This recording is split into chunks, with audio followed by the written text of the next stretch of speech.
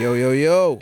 Welcome to the podcast brought to you by the ANOUVUE Collective, where we're going to talk about everything film related, from script to screen and anything else in between.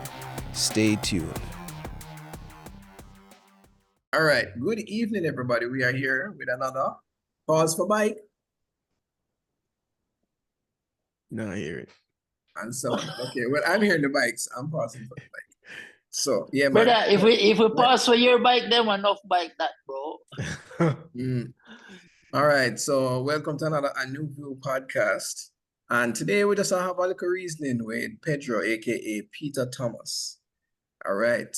Peter Thomas. None of us knew his name until today. Maybe Denny knew it, but we never know it. Bwoy Pedro. Right, Pedro. Yo. I need a re-up of my liquor. Anyway. What's going on, people? On this Good Friday, Sabbath for those who celebrate the Sabbath. Shabbat Alright. shalom. Yeah, man. Shalom.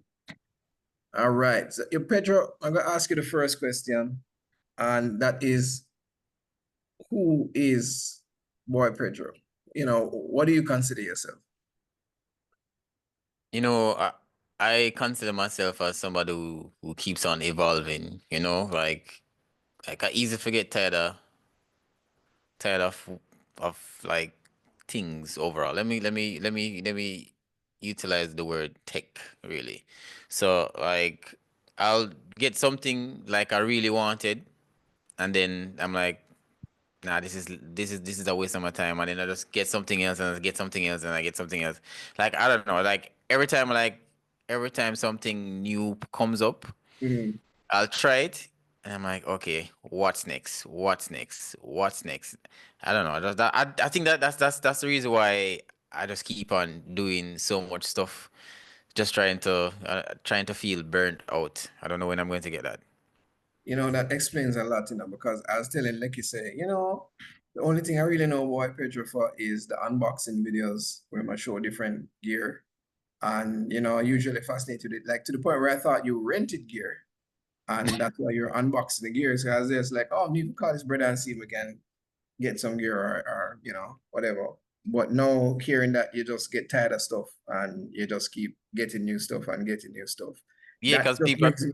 That brings me Yeah, to my next question, right? It sounds like you have enough money. We have some short film for you to sponsor. So, no, it's not like that. It's just like anything that you see unboxings, people send them to me. oh, people send them to you. Oh, nice. Yeah, so How like are you so lucky?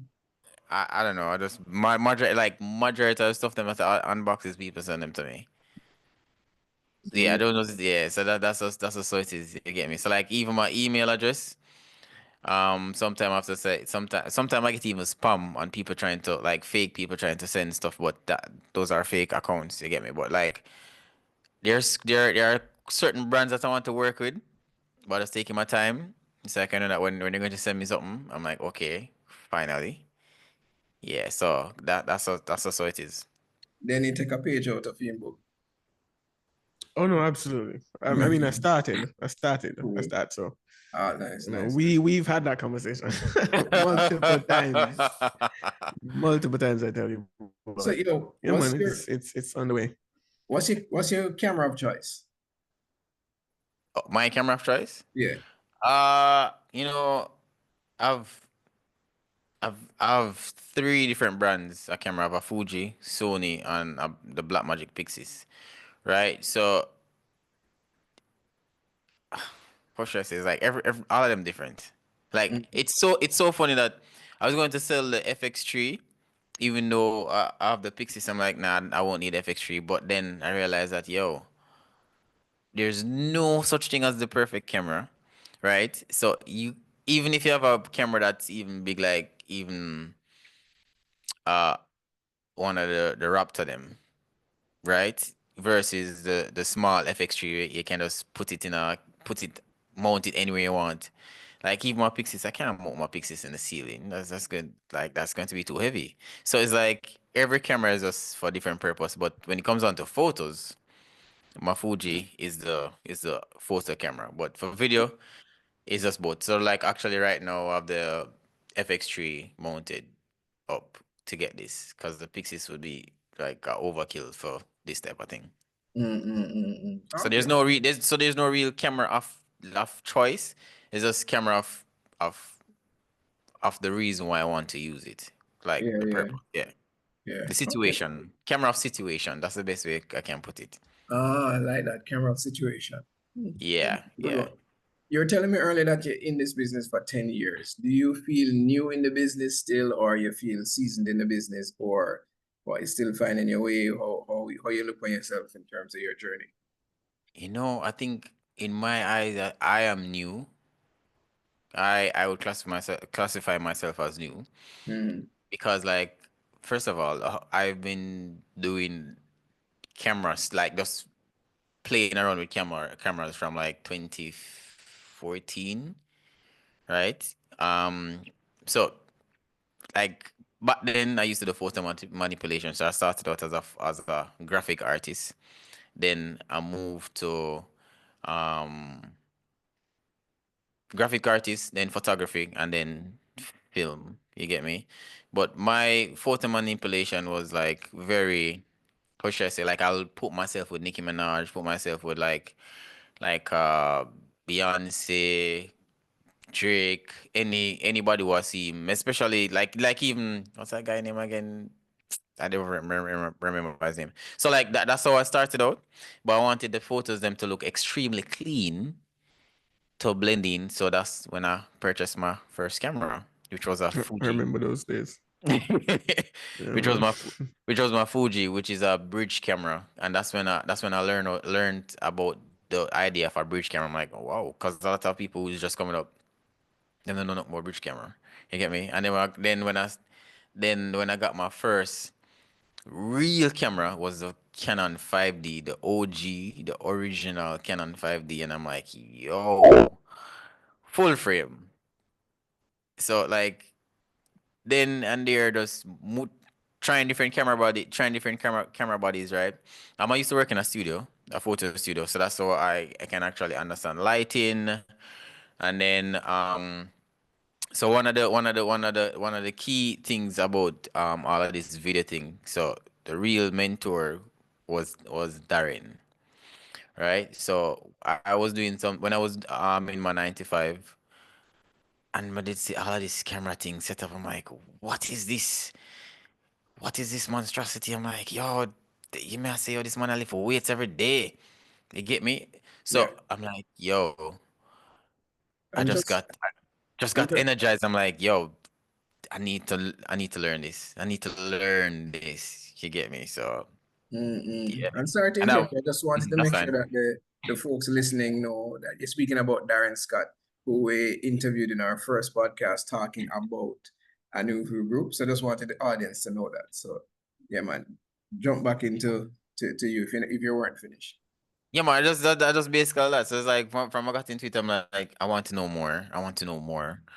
I want to know more. So sometimes even sometime when I'm on certain set, because I'm sometimes when I'm even on certain sets, I'm looking at all these stuff, and I'm like, yo, one day I will afford some of these things that are necessary to me because I realize that back then there was this camera lens that I really wanted with a 70 to 200. When I got it, I'm like, this may I kill myself for? And I end up selling it. I'm like, bro, going forward, just get things we really need, like we're really beneficial to you. Don't just have a bag of camera that's like go get camera so far just gather us. You get me? So True, true. like for me right now, I'm just no say yo, I'm just like there's certain things that right now I'm very comfortable with what I want. So I just got into the idea of anamorphics, right? Because I'm like I'm glad at this time of age, anamorphic lens seems a bit affordable. Mm, Cause like back then in like 2015, there's no way I could afford those stuff. You get me? right.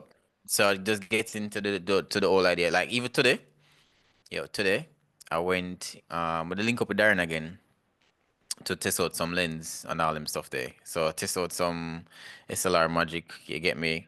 And I'm like, yo, I just want to shoot. I just want to shoot. I just want to go out and just shoot. I just want to shoot. That amount of things was this the one space that we're in. I just I just look at some stuff and yo, come here, whether shoot something, the shoot right now. If it wasn't for this video, I'll be on my computer editing those files because I'm really excited to go and look at those files right now. Like, yeah. So that's why I say I keep on evolving. Right, right, No right. matter, I must keep on evolve. So like, I don't know, I just wanna shoot. So, That's like, it. what type of stuff do you shoot? Because you mentioned photography, and you mentioned the stuff that you shoot with just to test these lenses and so on. But like, generally, what do you shoot? Music videos, commercials, short No, films? no, definitely not music videos. So my type of so the reason why I have the FX3 is for like real run and gun style. So my type of stuff is really destinations, right? So I was even in Grenada recently shooting a boat. Yes, a boat for a hotel, right? So all of that is just a lifestyle and destination type of stuff. And outside of like some corporate interviews and stuff like that, but I want to get into like short films this year. Mhm. I already have something almost draft up. You get me? So it's just that I'm trying You to wrote it, or you have a writer? no, I'm actually jotting down stuff that I want to see in it. So it's not like Okay. oh writer per se. So I have some things that I have jotted down and I want to actually go into like some documentary style type of thing. But I don't know, I just want to get involved in some stuff. I But know what you mean. that's it. It's just that excitement to explore, you know? Yeah.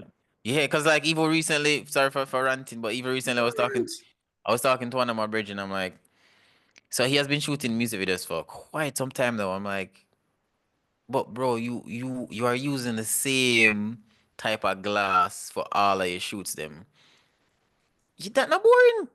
And Mhm. he's like, yo, but to get the job done, but bro, that's not me. I don't just think about getting the job done. I'm thinking about getting the job done, but in a different way. You get me? Like I'm like, yo, I just want to test out different glass. I just want like I love to test out one of the Pro blends them. You get me? Like just test them out. You get me? You get me? So that I don't know. I just think that most people they're just at a stage in life where them they say, okay, I getting paid, I shoot this and that's it. But for me, it's more than that. You get me? For me, it's just more than that. So that's why I think I just always evolving. Yeah. Okay, cool, cool. I don't know if anybody else have any questions, because I mean, my questions from here will just go off on tangents.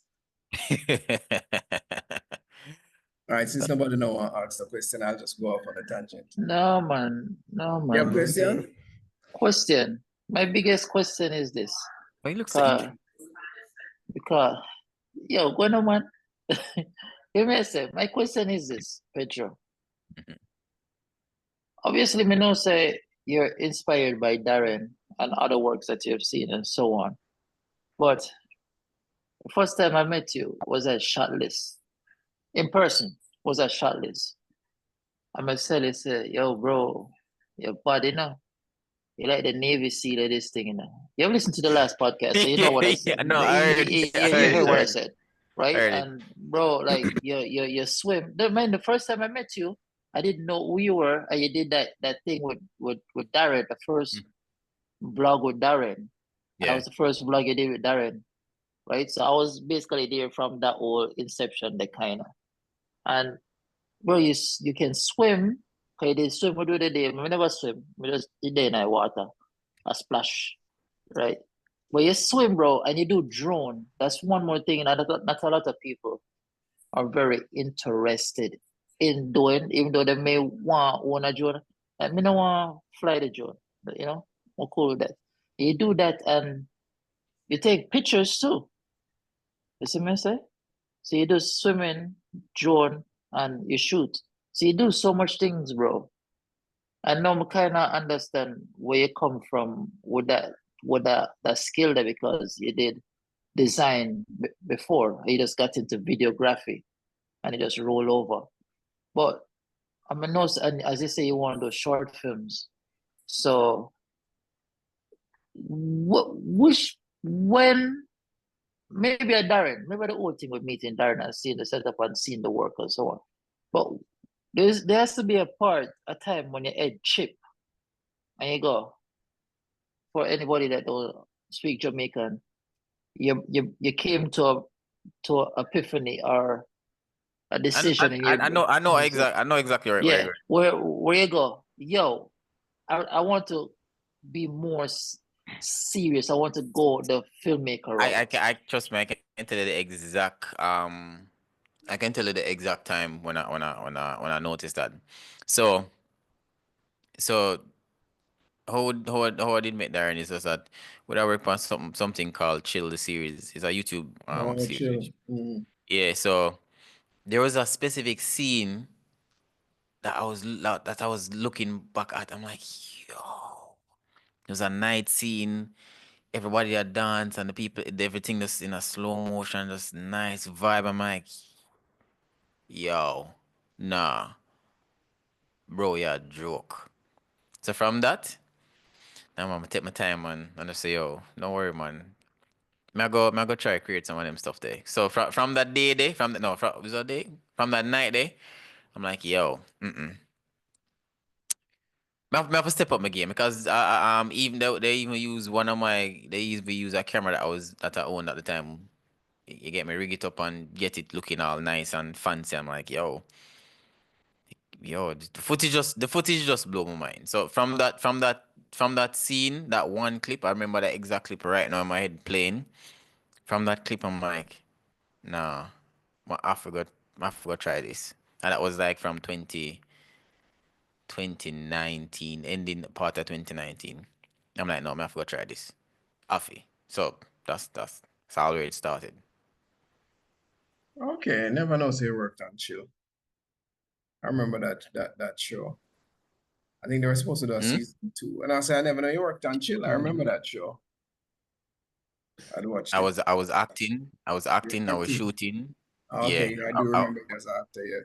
yeah, I was acting and also shooting and editing some part of it as well. You were this girl boyfriend and Kids, yeah. some whatever. Wait, I don't remember if she did dump you or she did have other man by you or I don't remember. No, she would want man. She don't want to try have other man for me, man, but they don't know me in Right. general. With the rough, yeah, the rough. Yeah, man, I remember, I remember. Yeah. So question, like I think everybody goes through this, but like what are your biggest frustrations in the industry? Like, yeah, you buck up anything when make your either say, yo, John, we can't bother this filming thing, or like, the people just piss you off and And you know, really and truly, it's not a matter of like. It's just that I see things that I want that I'm just not interested in.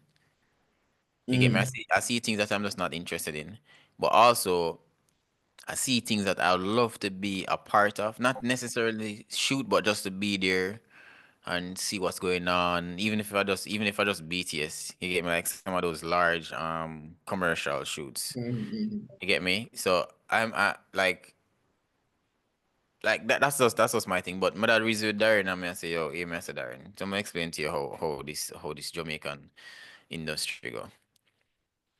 There's this coaster bus, right? So you're on this coaster bus, and there's only certain people in that circle that's on that coaster bus. Not everybody can be on that coaster bus. You get me? Cause like when it comes down to most of these top notch commercials in Jamaica, they're only given to a certain set of people, which I understand why.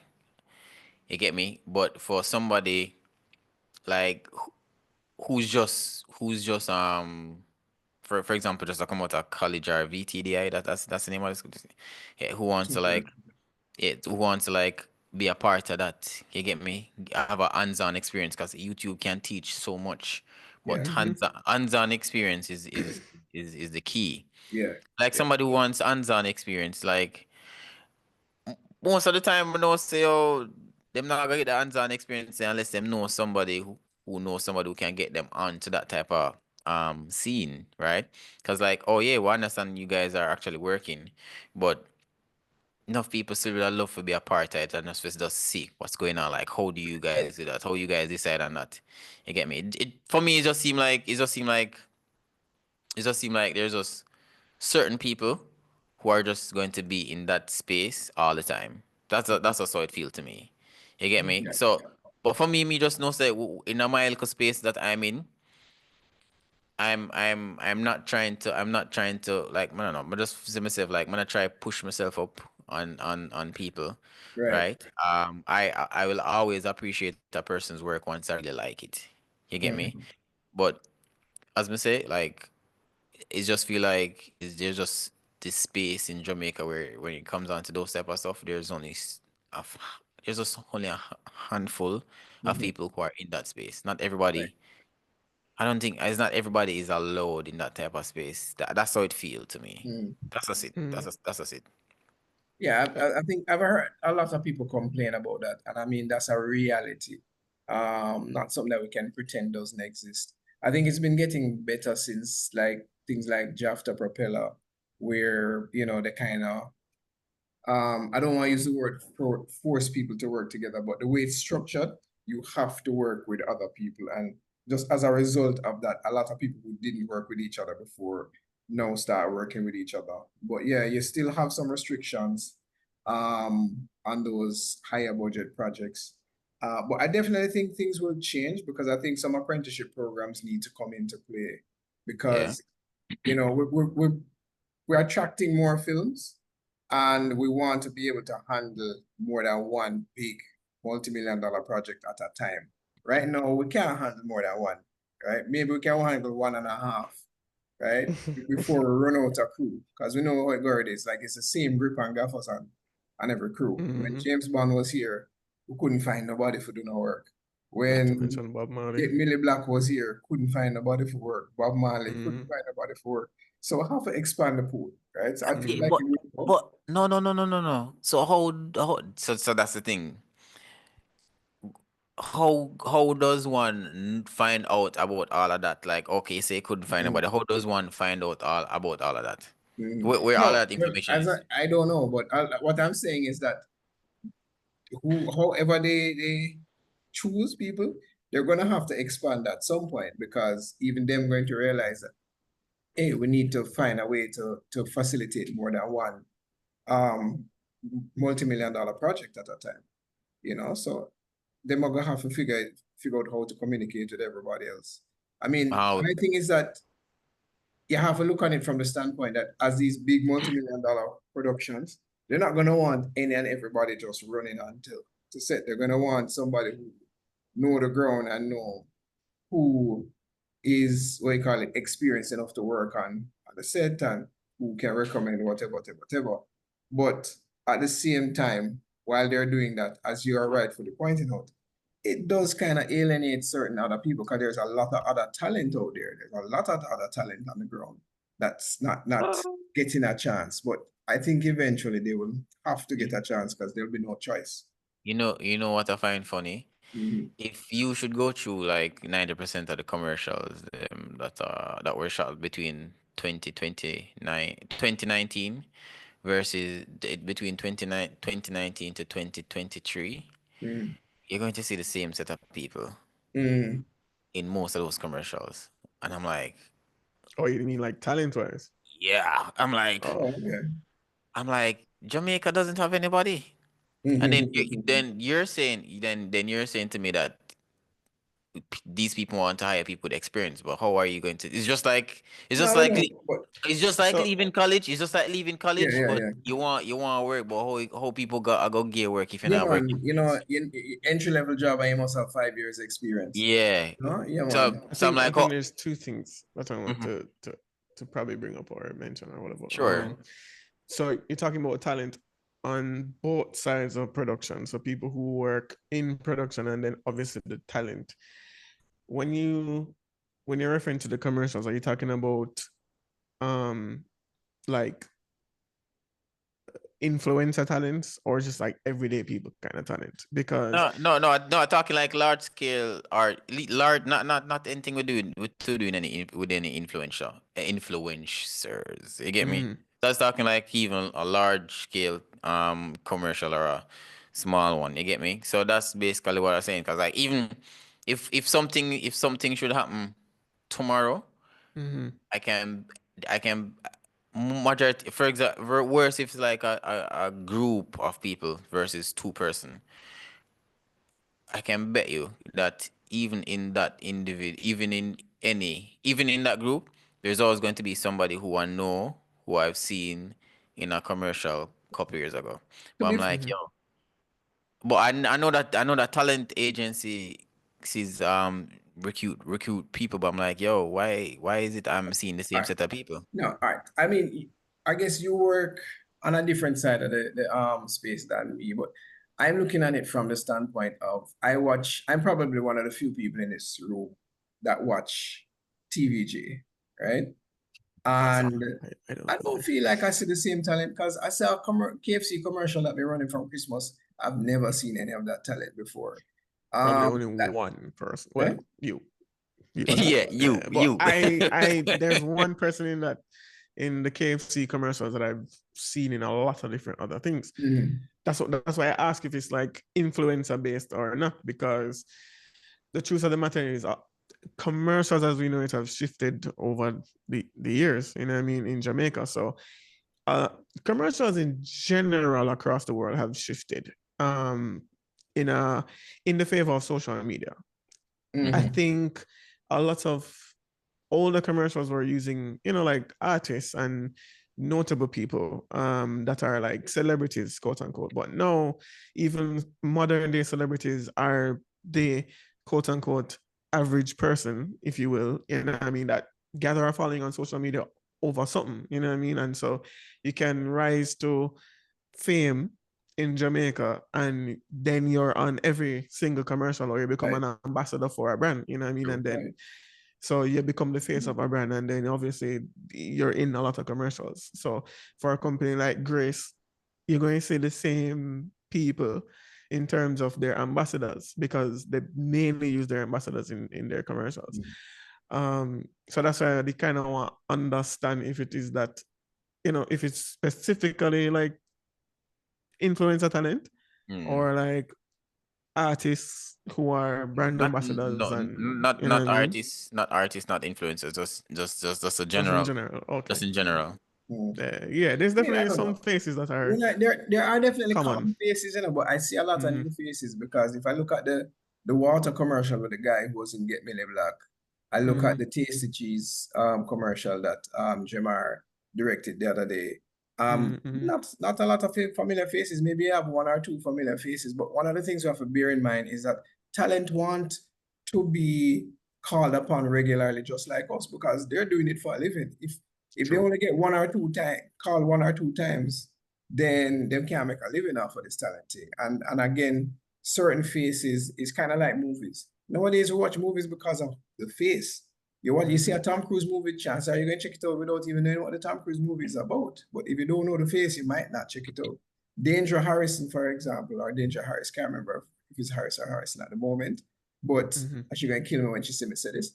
But I know Danger when Danger was in high school, and that girl literally put herself in everything, every short film she could have find, every little thing she could have find, and now she's a household face. Mm-hmm. That's what she was aiming for because she wants to make a living off of this. She don't want to tell her mother say she an actress and then she now bring home the butter. She now bring home the bread. So yeah, some people might say, "Boy, I'm tired of the Danger," but Danger wants to be seen just like how as a DP you want to be continuously hired. You don't want people to She's look in at you her and go, bag. "Oh, I hired that DP there too much." Moving Mm-hmm. on to the next one. So I I mean, know the flip side to that, on production side, I agree that there's a lot of people who are very consistent on projects. like the way you put it. Then a part of me is like it is also your responsibility as somebody who wants to work in the industry consistently to go out there and like connect and network with people. So even for me, yeah, I get called for jobs and anything, but for the bigger budget stuff, I'm not getting no calls because obviously I am a cinematographer first, I mean, before anything else. Mhm. And 10 out of 10 times, these projects are flying in with their own VPs. So, there's no work Yeah. where that is concerned. So I have to basically be doing whatever is on the ground here in Jamaica to, suffice So good. and make a living from it. But I just last year, there's a project, I reached out to one of the top producers here in Jamaica. We were in the same space. And I was saying to her, yo, like, I want to be on some of these sets because for me, I want to be able to be there and to see what these, top DPs are doing and how they do things. And we may not have the resources here in Jamaica all the time, or not all of the resources, but, we can take one hand on fashion.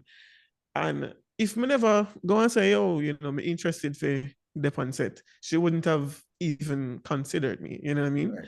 So sometimes it is our responsibility to go out there and say, oh, like, hey, I'm interested in doing this. And if you have any opportunities that are coming up, then, think of me. And also sometimes there are some people who are interested, but them not really want to work from the ground up, if I'm being honest. You know what I mean? Like I know people who are just like, this is what I do, and me not think me gonna do anything else, especially if it regards to an international film. You have to understand, say, oh well, international projects, you're not gonna be a producer per se, you know what I mean? You're not gonna end up being in the AD department, probably, you know what I mean? So what else is there? Sometimes you just take a PA role and you get to rub shoulders with some people, and that's what you have to do it. As a matter of fact, in other countries, other developed countries that have a booming and thriving film industry like the States or the UK, like you really have to go through the trenches and go Yeah, I from was PA about to say. and them thing there, and you know what I mean? Like dead in the gutter and mistreatment and whatever. Not to say that those things are nice, but you're dead in, you know what I mean? You have to carry water and dash a garbage and bring coffee and suck up to some people before you can even become a DP. I think in Jamaica, it's like, oh well, more be a DP, and that's, you know what I mean? Like, me's a DP overnight, or I'm a director overnight, and then the ego is telling you that, well, because I've done so many of these jobs, or I've appeared here or there, then I'm not going to do a PA role on an international project. You know what I mean? Like, I'm not gonna carry somebody water because the matter to me. Yeah, no, not to you, but you know what I mean? There are literally people who are like that, you know what I mean, or who think like that. So just to say that, while I agree that some people are very consistent on set in term behind the camera and in front of the camera, you also have to be like Deirdre and push out there, because if she never did that, she probably wouldn't reach this person. Then no, you know what I mean? Creating the content and pushing her face everywhere, like Bob Marley. I say, yo, the maga type see my face. I know, you know what I mean? She does person and she reap the benefits of her labor. You make a good point, because I've been listening to that same podcast that Wentworth always telling us to listen to, the Roger Deakins podcast. And some interesting interviews. And a lot of the people in there, like these big people, whether in sound or cinematography or directing, etc. And they would tell you that, yo, when you go to Hollywood, you see, because Hollywood is saturated, especially, when you go to Hollywood, it takes you a long time to progress up the ladder. Man says sometimes, like, you will be really good at sound, but you not get a big sound engineer job for like 10 years, right? Because there's just no space for you to move up. And if you even try to move up by yourself, it's like them blacklist you, right? And there was a particular sound guy, he did the sound on a whole heap of big movies, I never try to remember which one that was really notable. But he was saying that, for the longest while, he was, I think he's a boom operator. And he said, he was a radio engineer before, like as in electronic, the actual radio waves and Okay. Right. And he said at a certain point, he wanted to go into mixing, right? He wants to be inside the studio, mixing sound and blah, blah, blah. And they're like, brother, just go to mixing sound. So it's going to take you 10 years and blah, blah, blah. And he must say, yo, he can't wait 10 years for that. And he went and did it on his own. And because he did it on his own, nobody would send work his way, because everybody was just like, oh, yeah, he tried to jump the steps, he tried to jump the ladder. No, now go on. And himself for years, he never have no work. He did have to do all kind of other little things. And then he must just get a little one bus one day from somebody did work on a set and from that bus, him, blow up. Mm-hmm. And I was talking to a Jamaican filmmaker in Atlanta, and he was telling me, without me even telling him the story, I was just asking him, hey, what's it like filming in Atlanta? Should I move up here and start working in the film industry? And he was like, yo, the film industry here in Atlanta is really good. It's like second to Hollywood and blah, blah, blah. But he was saying, it can take a while to climb up the ladder because same thing. It's like, now that Atlanta is booming, it's like there's not enough space for everybody to be at the top. So it's gonna take you a while. So, he has to do independent projects here and there to get his cinematography fixed. But otherwise, him running up and down as a PA or, like a second AC or whatever the case. If him lucky, And these are really talented people, mind you. So it's not different elsewhere. And I think the thing with Jamaica is that, even though it feels more intense because the market is so small, way so smaller, the person where gatekeep you or block you, so to speak. You can stare them in the face, so to speak. At the same time, because it's small, you can still make your own way because we have such a music video culture. And what I really love, and you guys can tell me if you agree, but me can say from my standpoint, the commercials have gotten better in Jamaica. They've gotten far better. I remember complaining even maybe 10 years ago, say, yo, everything have to be a jingle. Like, why everything have to be a jingle? But no, I'm seeing storylines, I'm seeing cinematography. I'm just like, wait, lighting, oh my God, there's mood in this commercial. So I'm happy to see that finally. Somebody said that today. Yeah, somebody said the same exact thing today. Said, well, he was saying that the best thing that really comes out of Jamaica, film-wise, is commercials. No. No. Yeah, no. Yeah, man, because I had a cousin who came here a couple years ago, and she came to me and she's like, Kevin, why the commercials like this? And I was like, I was like, what you mean? And she was telling, she's like, no, like everything is a jingle and the commercials just look bad and, them just look basic. And I'm like, yeah, I was like, it's not that we don't have the cinematographers, it's just that, a lot of the people who are in that commercial and advertising and marketing space are just used to doing things a certain way. Exactly. And the budget can only stretch this way. But now I'm seeing where a lot of companies kind of taking it a little more serious. I don't know if it's a competition. No, social media. Social media. Oh, okay. You're probably right. Social media caused all of this one. Explain.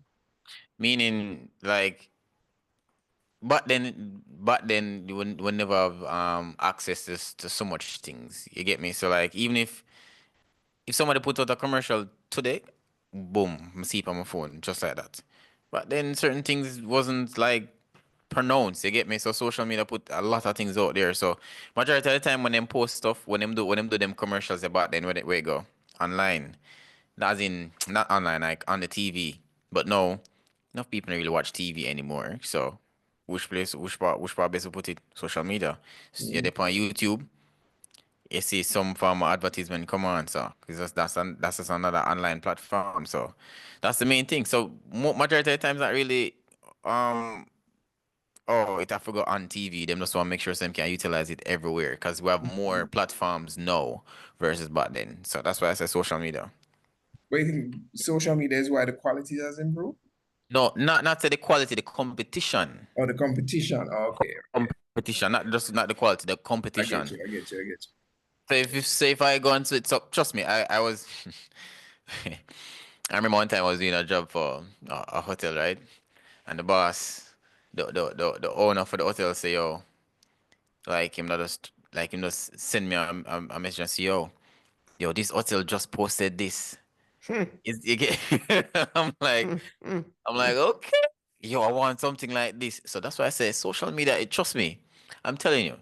I was in a 9 to 5 and my boss used to say the same thing. Yo, why them just post this 5 minutes ago? Why isn't this out? Social media. Even if there's going to be a Christmas jingle, where's the Christmas jingle going? Yeah, TV, but where most people consuming the Christmas jingle? Social media. Yeah. So that's why I said social media. So that's where the real competition is.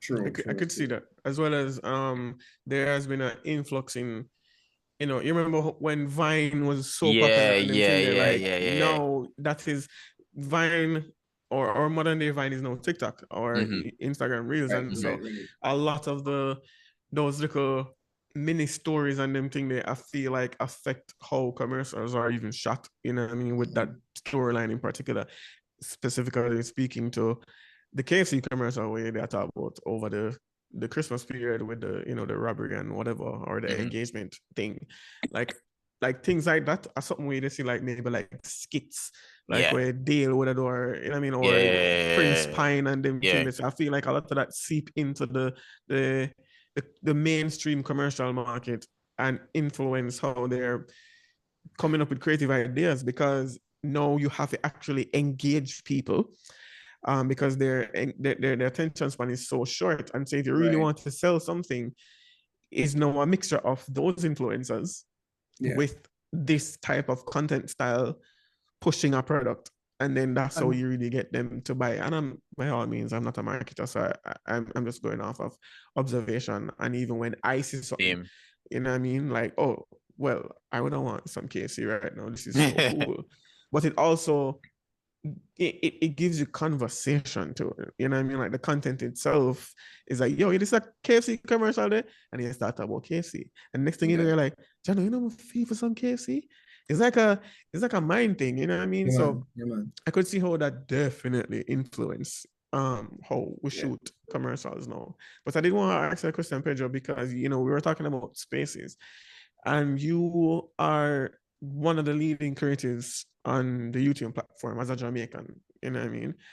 And so I would want, like, what would be your, not your personal vision, but like, what is your vision for YouTube for Jamaican creatives then? Like, what would you like to see more on the platform? You know what I mean? And even for yourself, like, what kind of opportunities would you personally want? All right, so before me, I love to see consistency. This sounds like a job. Yeah, I don't like remember, and if I always understand that. See the type of thing that I do on YouTube is not for everybody. It's not for everybody. It's not really for majority of Jamaicans, because even when I check my YouTube stats, like is like 50 or 60% in the States. Jamaica's like 1, 2, 3, 4, like 5. Like Jamaica's like 7%. 7%, right? Somebody like me, I want to see other Jamaicans like give, like, I can see their experience in the same thing that I use. It makes me feel like, oh crap, I know this person personally, Like, oh, that's the experience. Like, it is so crazy. Like, I'm like, yo, things are online. You can share with somebody who wants to know something about them.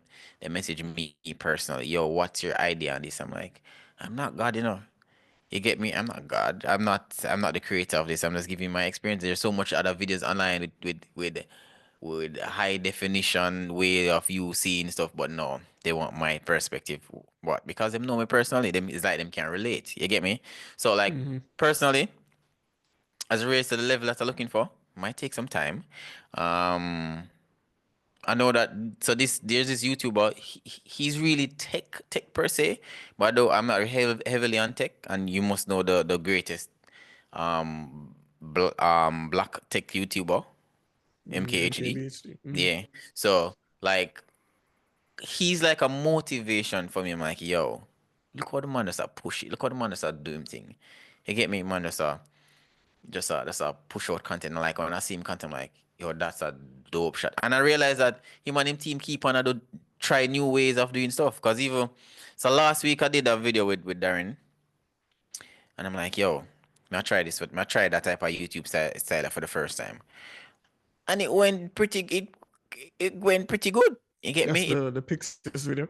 Yeah, like, I'm like, it went pretty good, and we're just there talking about the the look and the this and the that, and then I got some feedback, and I'm like, okay, next video going forward, I'm going to I'm going to do it this way. So like today, we just did mostly sample videos, like you can actually see more of what we shot. You get me versus Yeah, the last that's the time. only thing I wanted to see more of. All I wanted right, to see so more of the comparison between all the right, Blaze Darlings and the yeah, Orion. so that's where I'm like, all right, because I'm me alone. I shoot all of this, and I shoot and I go home and I edit and all something, and try to produce everything in one day. You get me? The same day, I should say.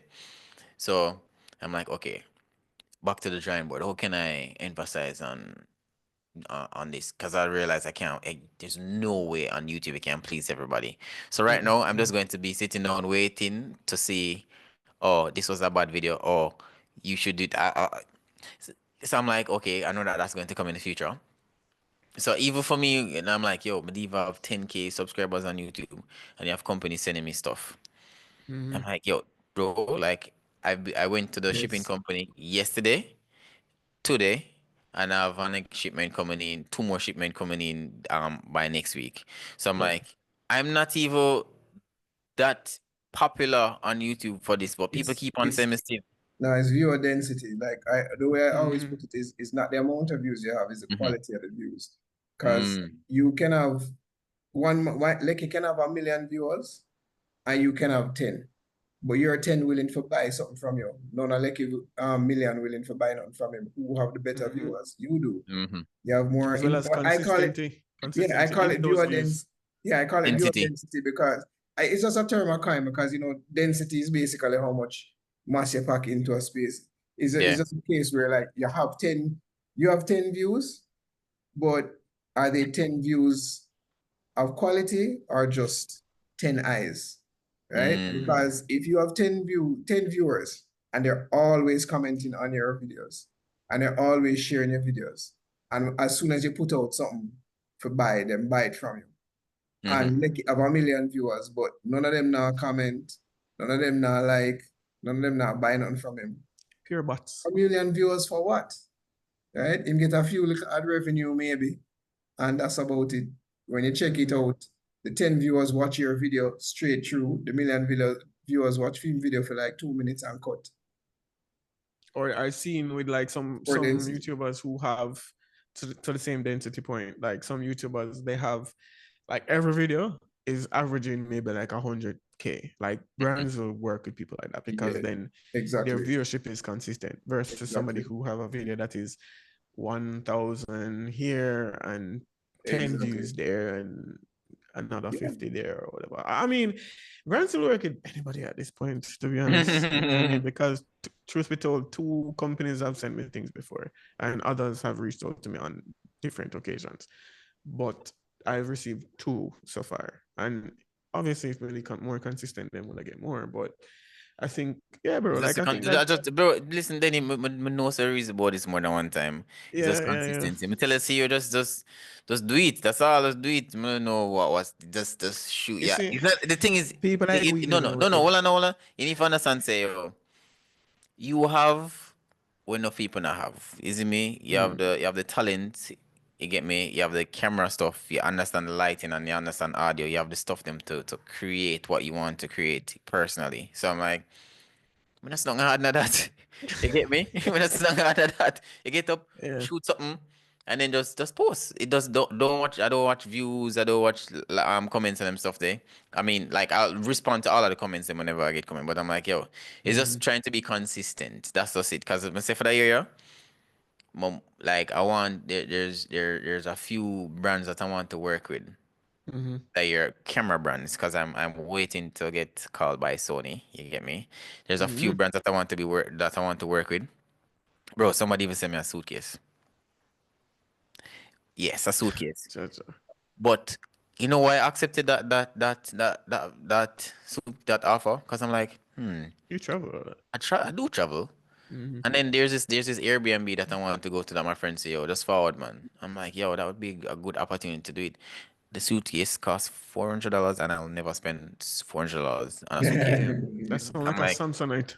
Is it me? So I'm like, but them reach out to me. And then they asked me, no, I can choose any suitcase I want. And there's one suitcase that costs 100 because there was a conversion 144,000 Wow. JMD. I'm like, wow, nah. Let me stick to this one. Let me see how this one works out.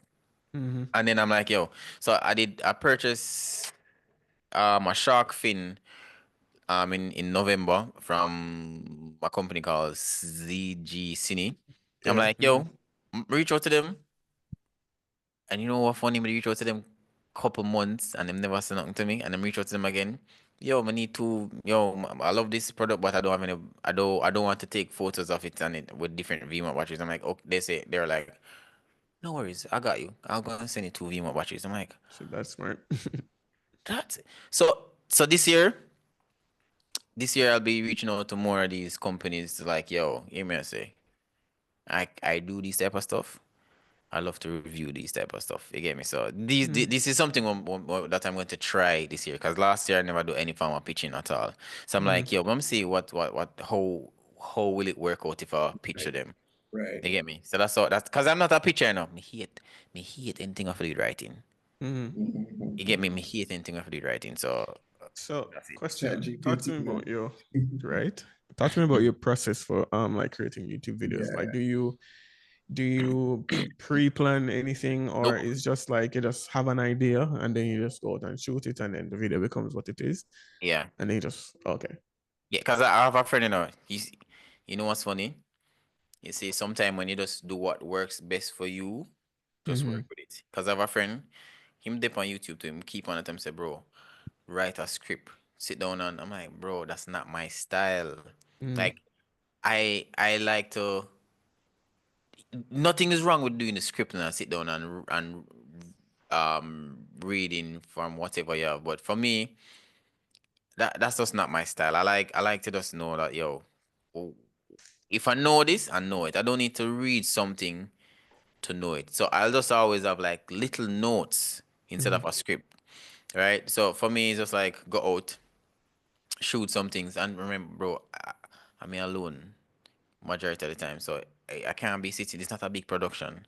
You get me? So I'm here alone, so my first sit down and make sure say yo, whatever me I shoot, the angle of a all right. You get me? You have to make sure so the camera exposed properly and all them type of stuff there. So that's what I'm gonna say. Yo, whatever this video is going to be that.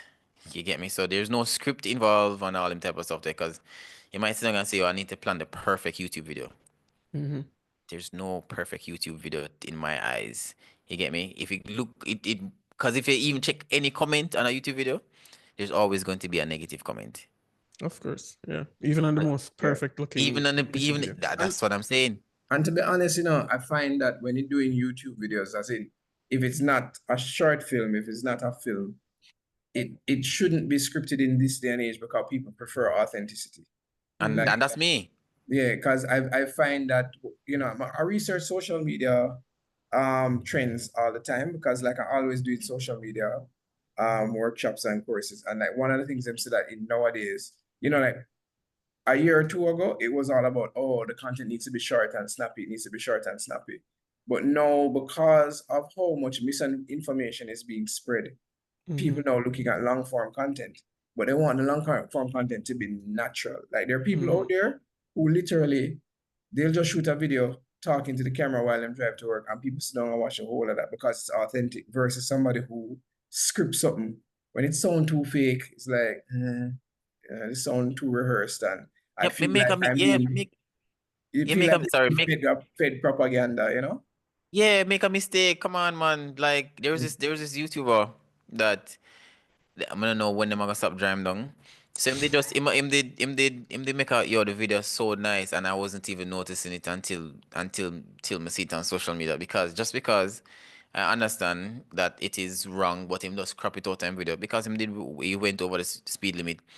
But I'm Oh, like, same thing there. yeah, so I'm like, yo, them keep on I say, yo, them just keep on I say, yo, everything when them talk about is just some speed limit joke, some speed limit joke. I'm like, and him just a try do a YouTube video when he just never realized, and I said, so I'm like, doing YouTube videos is no joke. Whereas when I reach certain magnitude in it, you get me? But I'm like, yo, the man just consistent. Yo, if you ever sit down and look back upon all of the videos, upon the videos and back then, I'm like, this brother, his consistency level is top notch. From nothing to something. Yeah, so the consistency is a strong word, and I'm gonna try to live by that for the rest of It it. is like there are two people that I can draw for. One is our Virgin Marlon Walker, the actor. He does TikTok videos consistently because he believe in consistency. And it's just so funny that because of these TikTok videos, he's been getting MC work. So people hire him to be an MC, hire him to do acting. Because I was saying before that, nobody never really did that pay him no mind. And then on top of it, like he did some video, cause with the comedic guy. He has a few characters like retired Bonaman and what's some other character. Some multiple characters. But he have multiple characters. But there was a video that he was doing. He was doing a series of videos where he react to certain songs. Like those songs where you never realize what they were saying. And because of him consistency, he have a certain amount of views. But then because there was this trend of people reacting to songs and him jump on the trend, it started to attract more views because a set of people are watching those videos. And then on top of it, when he really blew up was when he did, I think it was She's Just 16-Year-Old, Leave Her Alone, the white man version, right?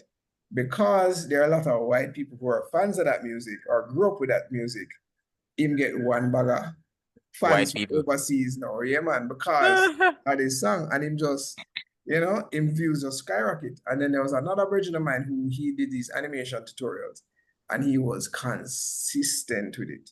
And when you look on him views, 20 views, 30 views, maybe 100 views for this video, maybe 200 views for that. That's me on YouTube. Yeah, but nothing past 200 views. And I mean, the man just consistent. A company reached out to him and hired him to do a tutorial for them. Literally hired him to do up a tutorial for him, and it's like a big learning platform, And I was like, wow, look at that. Like when you look at the views, you would think nobody's watching, but the quality of who was watching is what mattered, So Denny, so what's your struggle in this? Because I talk to you multiple times, and I'm like, what's going on? What's going on? Well, I gotta start up, Mark. Now, to be honest, I think that I just struggle with living in my head, and I think that my videos need to look a certain way. And if they don't look that way, then I'm not making it, really and truly. That's just how I think. And for this year, I tell myself that I won't overthink the process there. I think I overthink a lot of things, and the creative is one thing that I overthink all the time, especially like even if I'm writing treatments and anything there, it's like I try outdo my last project, and so I'm just trying to find out ways how to create new things and do things differently and trying to be creative. But in that process, it becomes very difficult because I'm just kind of like, boy, well, I don't have any good ideas, or I don't know where the locations, I don't like things like that just bog me down. And so with YouTube, I'm like, all right, I want my videos to look like this. The lighting is not even an issue for me. I can do that. But then it's the content itself. Like I want it to be structured. I want it to feel a certain type of way. I want to make sure that I have the B-roll shots to go with it. And the perfect video. Realistically, yeah. Like it, and a part of me is like I want the quality over the quantity. So I want. But you not shoot to that. But bro, you camera shoot 4K. You're good. Well, yeah. like, when I mean quality, I'm not talking about pixels. Like the actual quality of the content, so that when you come to my video and you finish watching it, you feel like you were filled with knowledge and you walked away feeling that way. You know what I mean? And so for me, just like you're originally say, if I do a script, I don't necessarily do a word for word script, but I do an outline. You know what I mean? And then I say, all right, this is the outline that I want to do. And then when I go to shoot it, I just kind of freelance or free flow the whole thing essentially. And I find that sometimes for me that doesn't work out well because I don't necessarily I end up rambling, and I don't want to that. I want to make sure that I'm concise and to the point on whatever I'm speaking about. So then I have to change my strategy towards YouTube. And so I've been thinking about that a lot. I even have a book with maybe like over 50 topics that I've written down as ideas as what I want to shoot outside. Probably more than 50 to be honest. And then I have ChatGPT who I'm starting to work with now to say, all right, this is what I want to do and write out. You know what I mean? So I'm using it as a brainstorm tool now to just kind of say, all right, this is the strategy that I want to use. But nothing no beat, record, just shoot. You know what I mean? Just shoot it. Especially if you have the knowledge. But then it's just putting that into a product then basically. Like, yes, they have the knowledge and I could talk about something. Like if you ask me to explain 3-point lighting, I could probably do it. But then I want to make sure that when I do the video, like my last video, one of my last videos was on interview lighting. And I felt like it was a a good video. It was a bit lengthy. And so me go back and I say, oh boy, how could I make this more studious for one? Maybe somebody who, if it was too, it fly over some people's head, or was it simple enough? You know what I mean? Because then, bro, like, when I tell you, I think about YouTube as a business to some degree, but also I think about it like, how will I market it? Wait. So probably that's where I think you go wrong. Don't think about it like that. Because if you think about it like that, you're gonna always try and produce everything like you're shooting a high-end production video. Don't think of, bro. I just use YouTube as a getaway play. That's like a getaway space for me. So I'll just get up and want to do a video. All right. Let me shoot this. Like even right now, I'm super excited to just go on my computer and go edit and upload. So I understand what you're saying because like yo, people might say this, people might say that, but in here, I you can do better, you can do better. But at the end of the day, if you don't produce anything, how are you going to know that you're growing? Exactly. And that is where I am. That is the battle. You know what I mean? Like creating the thing and planning and creating the thing. Because when I tell you, say I did kind of go deep in the thing, like, like, okay, who's my audience? You know what I mean? Like I wasn't just trying to create videos just because I wanted to create videos. So I started out by doing a whole, I did go in, I never did the academy, but I downloaded a PDF from Sean Connolly, who runs Think Media. And so I did his little YouTube startup thing. So in that PDF booklet or whatever, it basically asks you like, who's your target audience, branding, so like your colors, are you doing a logo, you know what I mean, like intro, like You got things like that. No, seriously, bro. Like I really like YouTube for me was that serious and still is that serious. So I never wanted to create videos aimlessly and without no use case or who I'm talking to, because I wanted to create an audience. And then when I created, I never wanted to figure out after the fact like who my audience is and them things. So now I kind of have a clearer understanding Trust me. That, you know what I mean? Listen to me. That's you saying this. I had to find out the hard way because like at first I wanted to do travel videos, right? I'm like, I got these gems, look, these special places and all them type of stuff there. But I realized those videos not getting anything, right? I'm sorry. Back to the no, I don't delete them, I'm like back to the drawing board. Okay, I reviewed a smoke machine that a company sent me. I don't even remember. The portable, the handheld Yeah, one? yeah. The first time they sent me the smoke machine, I'm like, all right, just talk about it and upload it. Don't pay it no mind. She said get 3K views. I'm like, what? So it's like, okay, people like to hear about themselves there. I know. So like, no, I know what my audience wants to see, Right. Yeah. right? So it's just a matter of always going back to the drawing board and just Yeah. try. And you know, I like that you said that because one strategy that I've heard is tried and proven, especially when you don't really know your audience, because some of us try to come up with an audience out of thin air. But you know, That's so funny. it's like, you know, them always talk about evidence-based or data-based decision making. When you put out videos, just put out videos, right? And then look at your analytics. What are your analytics telling you, your audiences? Because like him said, he put up a video about smoke machine, never think nothing about it, but bam, 3K views. Now you're looking and going, I have an audience. Who are these people? You know, they seem to like these videos because you're going to see it in your videos. Your audience is going to tell you who they are when you look at your videos and you realize, okay, whenever I am, whenever I'm just venting about the industry, nobody really watches. But when I talk about equipment, a whole lot of people watch. So then maybe that's the direction I need to go to and just forget about this ranting about the industry stuff because nobody wants to hear that, right? Like that kind of guides you, but you're not going to know that unless you're creating and putting out the content. Exactly. You So know? it's twofold. So you have to, some people, like for me, it works well that I know what going in and what I want to shoot and what I want to produce. But at the same time, what doesn't work for me is the procrastination of not actually creating the thing.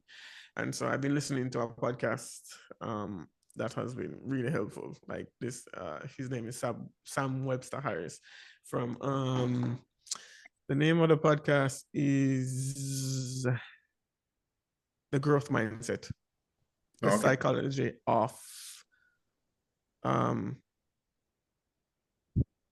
growth mindset. That's the name of the podcast. And so he's like, writing down the thing isn't doing the thing.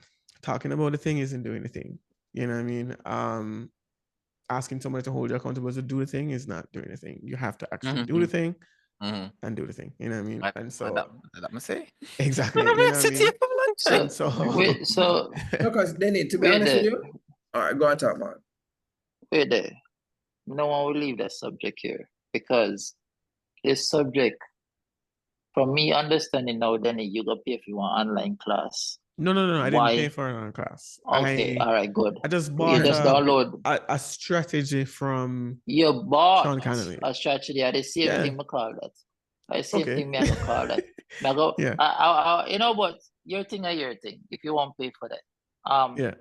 And we have Pedro here, which is more active than me. I can remember me start mine last year back in. I started it back, but when the work start pick up on things, your brain start like you don't have the mentality to keep up. So when we understand, and when we understand when I look at the net, because I go on YouTube every day and I'm watching tutorials every single day. So when Pedro drop him something, may I watch it. When you Danny drop a video, I'm watching it. I realize when it comes to the film industry, there's tag words. You see anything with Sony FX3, FX30, just Sony, views. I have no idea why. My next video. Views, right? And it works with your thing too. I mean, and then you did a breakdown like I think it was last year Christmas, and it got a lot of views or something, right? There's time. Anytime you do anything, to start the year off with something. So, question. Need to ask you two, since you two are kind of going deeper. I mean, I'll do the YouTube something. It's not, but I'm not. I'm like one of those people what Kevin talking about. I'm gonna sit down, I'm gonna talk. I'm gonna turn off the camera. I'm gonna show some images to keep it interested, and I'm gonna turn off the camera. But you guys are doing editing and so on and so forth. So this all more asks because I've seen your videos and Pedro videos. And Pedro video, let me start with Pedro first. Pedro, I think he was doing gear breakdown, but I feel like he started doing more of it recently. But initially, reviews. Oh, okay. But initially, Pedro definitely did do the lifestyle thing. When say I come out, and then we see him he started doing short films and things like that, right? Which is I love them thing there, right? But I think this is what I'm talking about. Clickbait. You see, there's clickbait and there's also baiting. Because yeah man, there's clickbait. Clickbait is when you go, don't buy this camera, right? And everybody wants to go, why should I not buy that camera? And they click on the video, right? And there's also baiting when you put a sexy girl on the image, on the thumbnail, right? So Pedro, when he takes pictures with girls, he posts a picture of the girl on the thing. Bro, just off of that, you will get views, right? Even if there's no substance behind it, you will get views. So I kind of know all your videos I'm set up already, Denny, but Pedro, as I don't know if you're doing it purposely or you just do it because it's one of the thumbnail is from one of the images you took the day of the girls. But are you and Denny, are you guys following that style of using clickbait, Denny, I don't see you use any baits, like, you know what I mean? No, Baits. not for bait, no. Because you're married, so you're not going to use unless you do. I mean, unless unless you did a photo shoot and you use that as a thumbnail. But are you guys using those tactics and also like keywords? What do you call them? What would you call them again? What would you call them, Pedro? Yeah, The it's keywords, the SEO, words. Yeah. SEO Are you guys using optimization. those tactics? Yeah. Are you guys Yeah. using those tactics? Well, Especially you, Pedro. Are you using those well, tactics? for me, if I know that I did a shoot with a girl, yeah, I'm going to use her as a thumbnail, right? And then if I know that okay, so I jumped on to the when the Pixies just came out.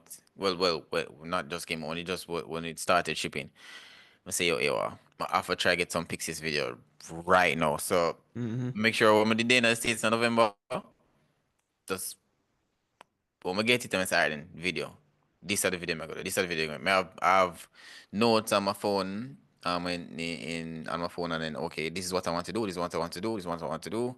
I'm just do it, edit, post. Do it, edit, post. Do it, edit, post. So and then always utilizing the camera, and people still want to know about the Pixies up to this day. So I'm always try put it on the camera because like put the thumbnail Pixies with a fire emoji. People gravitate towards that. So once them see the camera, people gravitate towards that. So it's not even a matter of clickbait. It's just a matter of like, okay, what I see, what looks presentable It works, for me, yeah. what works. So what I would click on. Because Yeah. if I see something like this, that's a red bottle, and you're talking about the camera, I'm not gonna click on. applicable, I'm like, yeah. yeah, that is, you get me. So that's also it is. It's not a matter of clickbait or anything. I just work with what's there because I actually use photos instead of screenshots from the video itself. So because them say that works better. Yeah. Yeah. So I use some tools like TubeBuddy and there's another one that I can't remember right now. There are two plugins that I run on Chrome that basically I run on YouTube, which allows me to do certain things. So I can see how much views a video is getting per hour. I can see like what keywords some creators are using in their on the back end of their videos, essentially just to like, titles and see what titles are working and things like that. So when I tell you say how I started out doing YouTube is more from a scientific psychology type of viewpoint, if that makes sense, because I wanted to know the YouTube game, how to actually work the platform. Because I mean, yes, I want to be successful on YouTube, but that wasn't really the driving force. But when I'm doing something, I want to do it well, and so I want to know a lot about how to do that thing well. And so, I come across things like that, like TubeBuddy, like how you can, it tell you what are keywords that you can use, or even generate titles for you on the back end of your YouTube, you know what I mean, when you're creating the videos and everything there, and show you statistics or whatnot, you know what I mean? So because you can know maybe, okay, this video is doing well, so maybe I should talk about this topic as well, you know what I mean? Obviously not word for word verbatim, but you know what I mean, you create just like, oh, they just say, oh, the pictures drop and then create content about it because it's the new thing, like it's the new shiny thing that a lot of people will talk about. And so that is just simply data, you know what I mean? And so you use that data now to create the content so that you can get the exposure. And yeah, it's the same thing for me. I don't necessarily use clickbait titles. I don't have any clickbait titles, but I do think about what, not the titles, but the what do you call that thing again? The photo, the thumbnail. I did do research into what makes a good thumbnail. You know what I mean? Like what makes people click on a thumbnail. Do you add text? What type of text? What type of font? Do you add fire emojis or not? You know what I mean? Like what makes people want to click on it? And so, you know, we study people like Mr. Beast and other creators who have a good following and how they do their thumbnails. And there was a point where there was like a thumbnail style happening on YouTube, you know what I mean? And it's still happening. Like some videos just have a look, some channels across some sectors on YouTube just have a look and for their thumbnails, and I mean necessarily subscribe to that, you know what I mean? Yeah, like Jerry London thumbnail is always purple. Yeah, you know what I mean? So him have a color thing going on there, you know what I mean? So he has a brand, and like for me, that is how I had basically started out. Like I knew what my brand colors were, and them thing that, and you know, right now I'm on a podcast, and that is the same issue why my podcast don't go live yet, is because I've been working on a lot of the back end stuff. I just remember that, you know? Yeah, like the Instagram is created and them thing that it's just sitting there, but because I've been working on and off on the project, like I have all the branding stuff done already to some degree. Most of it is done. So like I know what the Instagram feed is supposed to look like when I have the features posted and them thing there and the colors. And so even though one of the biggest drawbacks now is like the set. What does the set look like? And the colors, because the colors going much the color scheme, like the set needs to look like what the color scheme is. And you know, like like because I understand the power of branding, you know what I mean? But understand it and then executing on it is two different things. And so when I get to the execution stage, then you know those things combined will give you a proper product. So but to answer your question, Mike, no. And I think that there are some, I've also studied some other creators on YouTube who don't subscribe to using fancy thumbnails and them thing there, and they have success in just posting an image, you know what I mean, just a still from the shoot or whatever, whether it's a BTS or whatever. There's another guy that I follow on YouTube that he has very authentic videos where they just video the whole thing, the whole production on an iPhone, and now he's using a action camera. He videos the whole thing, you know, load in the setup and everything, and then do a voiceover to said BTS clips and talk about the process and them something there and challenges and everything that people want that. Like then, and there's a shift happening on YouTube where filmmaking is concerned, where a lot of people aren't necessarily liking the whole embargo dropping thing, like with all the YouTubers dropping the same video at the same time, talking about the same product. Like people are shying away from that and wanting more of these videos that are engaging them to say, oh yo, this is how we did this one project and we had these kind of challenges and them thing, because that is what they want. They want to know about how to actually be a filmmaker outside of just doing gear reviews. And so that is another thing why I haven't really pushed in YouTube that much, because I was figuring out what my content needs to look like. I don't necessarily want a bag of gear reviews either. I mean, anybody would like free gear, you know what I mean? Yeah. But at the same time, I'm caught up in the value that I'm providing people, and that is where my little thing kind of stopped. Like, you know what I mean? Well, for me, Denny, let me tell you, and this is just me. Other people might feel different. I'm not even really interested in the gear reviews and the tutorials, because I can find them. Other people do them, right? What I'm more interested in is behind the scenes and process. Yes. So like when you shoot a video, I may say, yo, how did they do that? Like I'd love to see the behind the scenes and you commenting on behind the scenes. And if you are going to show me something, then it's like oh, let me show you how I got the lighting for this video. And then you can show me the setup and I can go, oh, and I can connect the dots. Because, like Licky, you sit down and you watch tutorial after tutorial after tutorial, but sometimes you get into this tutorial fixation and the tutorial is not doing the thing, like Pedro said, right? It's not doing the thing, right? And you find like for example with Blender, yo, me had a tutorial after tutorial after tutorial. But if you're not gonna do it, When you go for do it now, you have to always go back to the tutorial and play from Yeah. minute 1 to minute 2 and then try it. And you're like, how much time watch the tutorial? I'm still have here, and it's like, if you were just doing it, if you literally sit down and say, yo, I'm gonna model a plate every single day for the rest of the week. By the end of the week, you don't ever have to look at a tutorial to model a plate again. You can move Because on to you've a done it. bowl or you can move on to a chair. And you say, I'm going to model 5 chairs for this week. By the time you're done, you never have to model a chair again. You can move on to something else. Instead of just sitting there watching how you model a chair. And you watch it. You watch tutorial after tutorial after. You watch Pedro tutorial, Dennis tutorial, Lecky tutorials. Like, you're not seeing much different. But when I see a behind the scenes and the breakdown for that, because every shoot different, right?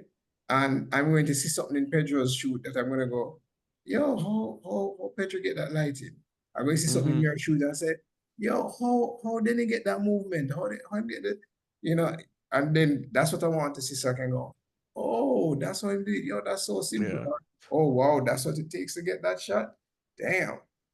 Like that make more sense.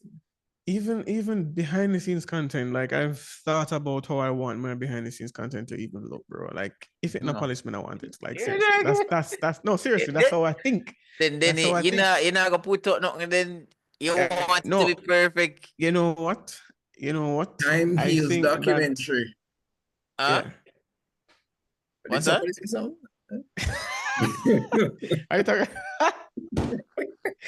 Funny enough, at least I started it. I started the behind the scenes doc on Time Heals, which is our film that we shot together. And yeah, I've actually In started that 2023. Just in adding that. 2023. Just adding that. But I'm putting that in parts, and I think that again, providing value for people. So it's like I want my behind the scenes to feel and look authentic, but also be at a level where people can learn. Like I want to create things that I enjoy watching, and that is the problem, I guess. But it isn't a problem, and it shouldn't be a problem, because the only thing that is stopping me from doing it is doing it. Like that is the issue. You know what I mean? I don't think, Denny, huh?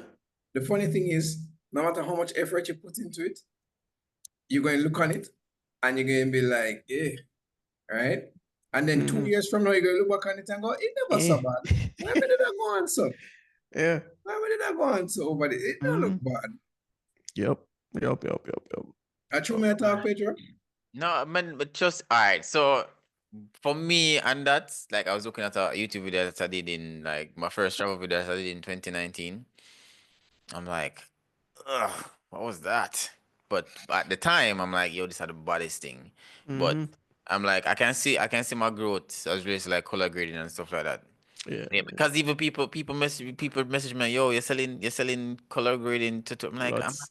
I'm not a colorist. I'm not a colorist. If you're asking the wrong person, you see me? But I'm like, yo, I just said the growth. I just said the growth. But because I know my audience. Enough people want to know about the iPhone and how to shoot on your phone type of thing. Like I just create some crazy scenarios on shooting on your phone. Because a company actually sent me a anamorphic lens for my iPhone, so I was waiting on him to send me another part to it, right? So when them send it to me, I say, yo, I can't use this total ND filter. And I need a particular ND filter that them have. So them actually like send that. So I'm like, yo, there's a video there's a rig that I have right now that I'm going to set up with my iPhone. I'm like, okay. So this is like a behind the scenes thing where people love see, because I love to see behind the scenes, right? Same. So I'm like, okay, so I'm going to there's something that I want to shoot when I get the completing and the behind the scenes of that as well. So I know that people love to see behind the scenes, because I was looking at a behind the scenes video of Will Smith that had the baddest behind the scenes video me ever see of recent. When him have the gun and the camera just go Oh, walk around. Oh yeah, My, yeah, yeah. the POV I'm from Bad like, Boys. Yeah, yo, that yeah. is sick. So like that's the whole idea of like I know what people like. Just like what you say, do what you want to see. So that's how me look at things as well. Mm-hmm. Yeah, I think and one you of the know, people who I want to, sorry for cutting you, no, Kev, no, go on. one of the people who I like to emulate or behind the scenes content is concerned is Danny Govertz. I don't know if you know who Yeah, that yeah, is. yeah, yeah, and I know that guy. All He, of them part, all of them part now. All of them are yeah, one but his community. behind the scenes, I don't know if you've ever watched his behind the scenes for his feature film that he did. I think I'm sick. Or any other behind the scenes after that. The way how it's done is almost like a doc, essentially. No, They no, but literally document the whole process. no, but you need to understand this, now, then if you don't have somebody who can shoot a particular way that you like, how are you going to get that done? I mean, I think I have people who can shoot a particular way that I like. But obviously it will come one with budget. That's one thing too. But and I guess this is where bartering comes in, and also being able to pay it forward and upskilling somebody. So like I may have a bridging who wants to learn more about cinematography, and the way how I can help that person do that is, all right, I'll teach you and you shoot my behind the scenes content because it needs to look cinematic, quote unquote cinematic. You know what I mean? So then this is how I'm going to help you to build your cinematography. Like even any behind the scenes thing, like Kevin can tell you when I shot the behind the scenes thing for Time Heals, I wanted it to look lit. You know what I mean? Like I wanted it to look polished and thing because I wanted to.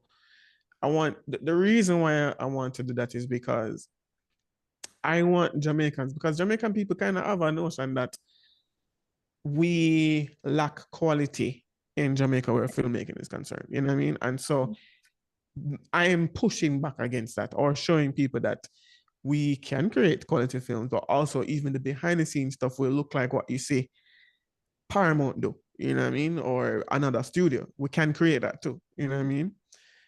So by myself, it's just my little quirks that make who I am and the challenges that I am having in completing a project that is a passion project, like this behind the scenes content for Time Heals. Like it's just to go in and complete it, because editing is not my favorite thing per se, and so that is another challenge. Like, but it's hard to pass off something like this that is supposed to be maybe 60 minutes long when you're done edit.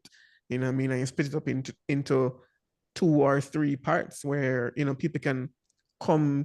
That is how I think. I think about the marketing. So I said, all right, let's do it. Let's do this behind the scenes in 3 parts instead of one long thing, or Yeah. it can be available in parts and a long version. But So but hear me out. uh-huh. When was this when was this film released? 2023 December, it was released December. December 25th, 2023. All Yeah. right, Shot December and 19th. was there any BTS that came out of it overall? Not the full edit, no. All right, Only some clips that we had put so together so for a promo. so let me emphasize on something, right? Mm, So imagine if that how should I say this? So for what you would have to like work on is how to release things on a timely manner, because like mm. there was a wave with it, because what's his name? I Who, normally Tarek? post, yeah, Tariq used to post it so often, every day. You see me? So there's a wave, that was a wave that was riding. Do you get me? But when like 2 years after the wave did a ride, and then you are gonna Mhm. put this out now, the wave gone already. You get me? So my thing is like at that time, I think that you should just don't try overthink the process and just release. So I think that's what that's gonna be one of like a very strong drawback for you. You get me? So just don't try overthink the process and just release. Cause like if you might see the flaw in it, but if me I watch him, I say, yo, cause like I'd love to see the behind the scenes of that. Cause I see the lighting, I see how them do it and all them something and all them thing. But I'm like, if I was seeing the behind the scenes, meanwhile, like a month or 2 months after, yeah. But like the Will Smith thing, them released like a couple months after I see the behind the scenes of that I'm like, and then that behind the scene video went so viral every minute, man. I see it same week and it's still I'm like, And I saw it before. Because right. Yeah, I saw the gun because thing before, and when I saw that, I say, yo, man, I forgot what you movie to see. Oh, this. yeah, I saw it before it Okay, came out. Then it's- okay. But then Denny, again, well, Denny, so Denny. so You see, remember, you see me I try to show you. hold on, You know the same hold say? on. Him see Remember, that behind the scenes there. Him see the behind the scenes and him yes, wanna watch it. So right. So that's why, imagine if you did put imagine if you guys had the behind the scenes before you post the actual video. right. So there are a couple things that obviously is a consideration. Bad Boys have the budget for put a behind the scenes project together in a no time because them have a team dedicated to that. When you have just you and obviously you have projects coming in and them thing there. I'm not using it as an excuse, but it's a Okay. reality at the same time. So, you know what I mean? So there's something. but All right. also that is just a clip. The thing that we are talking about is just one clip. But that was good. I know, but I'm just That saying was that is a good, but clip but versus that, editing the full. what more? But if you did release like even a few clips, that would be like, oh, that would have set the momentum for me to say, yo, no man. I do. Ataric, when me see share the trailer so I can watch it, So I say, yo, this seem cool. Continue, I say, Kevin. Let me tell you. So the other day, Denny said something when we were in the dev room, right? And why it struck a chord with me because it was my mantra for this year, which is discipline, Oh yeah. right? To the point where almost, I would say, at least 2 to 3 times a week, I listen to a discipline video while I'm driving to work because I'm trying to adopt the mindset of, people will say do the work, but I'm trying to adopt the mindset of, yo, do it even when you don't feel like doing it, right? Because the thing is, we can talk ourselves out of doing things so many times because, oh, it's not the perfect, this is not the perfect. Like even workout wise, I'm in the mind now where I'm just like, whether I feel like working out or not, I need to go work out. Because I taught myself out of working out for now, oh, but tired and if I'm tired, I'm going to be more prone to injury or I'm not going to put out the best workout. Or, I'm not eating a breakfast. So I'm not going to work out because I don't put out the best workout when I don't eat no breakfast. And then all that happens is that weeks pass and I don't work out. And literally speaking, they have a saying in the gym, and it's true. The only bad workout is the workout you didn't do, So when you go in the gym, it don't matter if you bench 200 pounds last week. If you can only manage 160 this week, it's better than zero, And I mean, the I'm not compound effect saying, is real. yeah, the compound effect is real, and I'm not saying put up mediocre stuff, but you yourself say it all the time. A lot of this stuff, the audience don't even realize the flaws that you realize. People are watching it for the content, people And also are, the context. and the context, yeah. I mean, brother, what was it I watched? Thing there. I don't know if it was you guys are selling, but I said I watched Ultimatum South Africa. And I think they said that they lost a lot of footage, right? A lot of footage. And I can tell you, Virgin, when I watched, I'm like, what did they lose? Because everything there. And it's only in hindsight when I look back, I go, I know it's what them lose. Because there's a storyline with like this guy and this woman that had sex, right? A man cheat on his wife. And the thing is, all you see is them in bed and some movements are going on under the sheet. And that's the only time you've seen them interact in such a way. And when you watch it, it gives you the appearance that the same day meet her is the same day have sex with her. But then later down now, when they're doing a reunion show, because the man basically pull it off like him, I say, oh, I just little bit going, I'm just pull out same time and say, yo, we can't do this and da, da, da, da, da. But because the white girl watched the show before the reunion and she saw the lies the man was telling him wife and a trick him wife or whatever, she feel bad because she say, yo, this man really got tell them liar. And she tell the whole story. When she tell the whole story, I'm like, wait, all of that one? So I figured that must have been what's missing. But me can tell as audience member, me never miss nothing. Them find a way to put it in another thing same way. Them find a way to put things. And to be honest, I think the way it came out worked out even better because it is your imagination of filling the blanks. Your imagination. You're talking now and I'm imagining. And I'm thinking about it. Yeah. And then the worst part is, you see, because you're here late, because you never saw it in the video. When you hear it now, so you said, oh, yeah.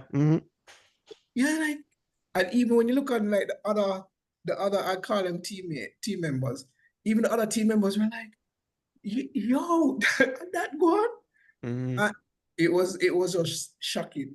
And I don't know if it would have been as shocking had they like revealed it during the season, coming out in the reunion. And at one point, I thought the white girl was lying, but they showed a behind the scene footage where the white girl was in the kitchen talking to two other girls on the show, and she was crying and telling them what happened and whatever. So right, it actually did happen. And a lie she tell. Even when the man react, the man not protesting, the man just did it like, I get that chat so much, man. Sure.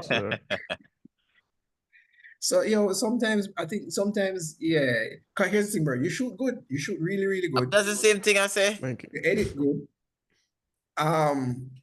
Yeah, just come out of your head for a little bit, like, do a discipline thing and say, I'm coming out of my head this week. Done is better than perfect. Yeah, man. Done is better than perfect.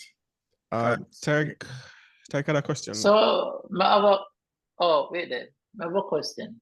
Go on, and then I'll read this question.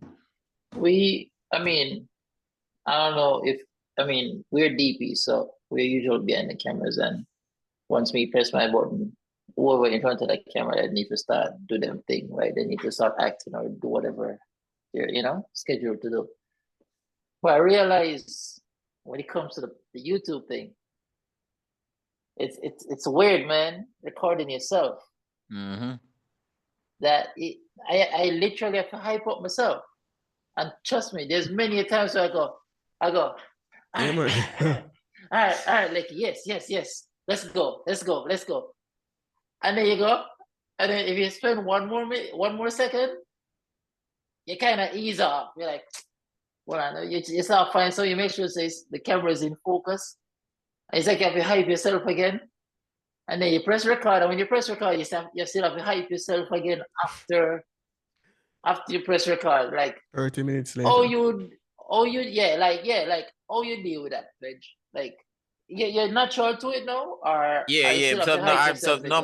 no, like I don't hype myself enough. So I would say I'm natural to it now because, like, all right, so I'll probably take like 4 takes depending on what I'm doing, 4 takes, and say, like, if I should post like a year, like a 1 minute video highlight of all the bloopers, them, you'd be laughing right now because I'll be words, may I say, when we make a mistake. You get me? Like, be words, may I say, if we make a mistake. But I'm like, I've gotten so used to it because even somebody said to me one time, say, yo, yeah, man, you got this now. Cause Dirty Bird did that tell me, say, yo, like, when we just start, every sentence, every video we used to shoot, a low and chop cut. Say one line, chop, chop, chop, chop, chop. No, I'm just gonna just say one line, say a sentence, and then just know how to manage that, and then say a sentence. So I don't really feel uncomfortable talking in front of my camera. Like, it's legit right in front of me right now. You get me? And I know how people stay when it comes down to being on your phone versus on a camera, because, like, with the camera you can see all the defined details of it, all the imperfections. So that's just one of the downfall. when I shooting, because I'll shoot something, and when I don't shoot, I'm like, there's something here, or my hair cock off a certain way. But I'm like, yo, I'm not shooting that back over, you know. Mhm. I'm posting this. You get me? Because I did a rig breakdown on my camera since in January. Well, still in January. I'm like, I did it the day before. I'm like, my head start hurt me. I'm saying, oh, I try shoot it next day. Try shoot it next day, one take. But I had two different camera angles, so that made it easier for me. So then I think if you want like make things work out better, you can probably try two camera angle setup so that you don't know say if one angle mess up, you just go to the next angle. Say no look um weird. You get me? But I just read the little line and then read the little part of my go say and then just talk. So Yeah. there's no self motivation thing like that. So like, I was watching CEO Diaries, and I don't remember the name of the guest, but he was saying how he got to like X amount of views and making a whole heap of money on YouTube. And again, consistency, right? Consistency. Among other things, but he said the key thing is consistency. And he said he had a girl that he was mentoring, and she was just like, boy, she won't get to this level, but she working on her video, and she just wants this video to be really good. And it's like, yo, months later, I'm checking her, she's still trying to perfect this video. And him say, yo, you have the wrong goal. And what he said to her was, instead of making the goal trying to create the perfect video, right? Change your goal to this. He said, I'm giving you a new goal. The goal is get to 1,000 videos, right? And as soon as she switched to that strategy where she's trying to put out her first 1,000 videos, the man said, yo, by the time she reached halfway, she just blew up. Her views skyrocketed. She'll make how much figures now, etc. because of consistency. Because what happens is, no matter what you think, there's somebody who likes your message. True. And if there's Yeah. one person who likes your message, there are two. If there's two, there's four. Because all that's gonna happen is, if I watch 3 daily videos and say, yo, so that you have sense, I like your video them, I start share it with a couple people. They start watching and say, yo, John, that you yeah, man. And they start sharing it. By the time you reach 500 videos, obviously, a lot of people are going to be sharing it and following you. But when the videos come out too sporadically, too far apart, the person who listens to your video and go, oh, I like what then you say, because they haven't seen you in a while, they moved on to somebody else. They don't remember say your page exists. Like I used to watch this guy named D for Darius all the time. Oh, jeez. And then he disappeared, and we forget about him. It's one day I check and say, he released something new. But consistency is key.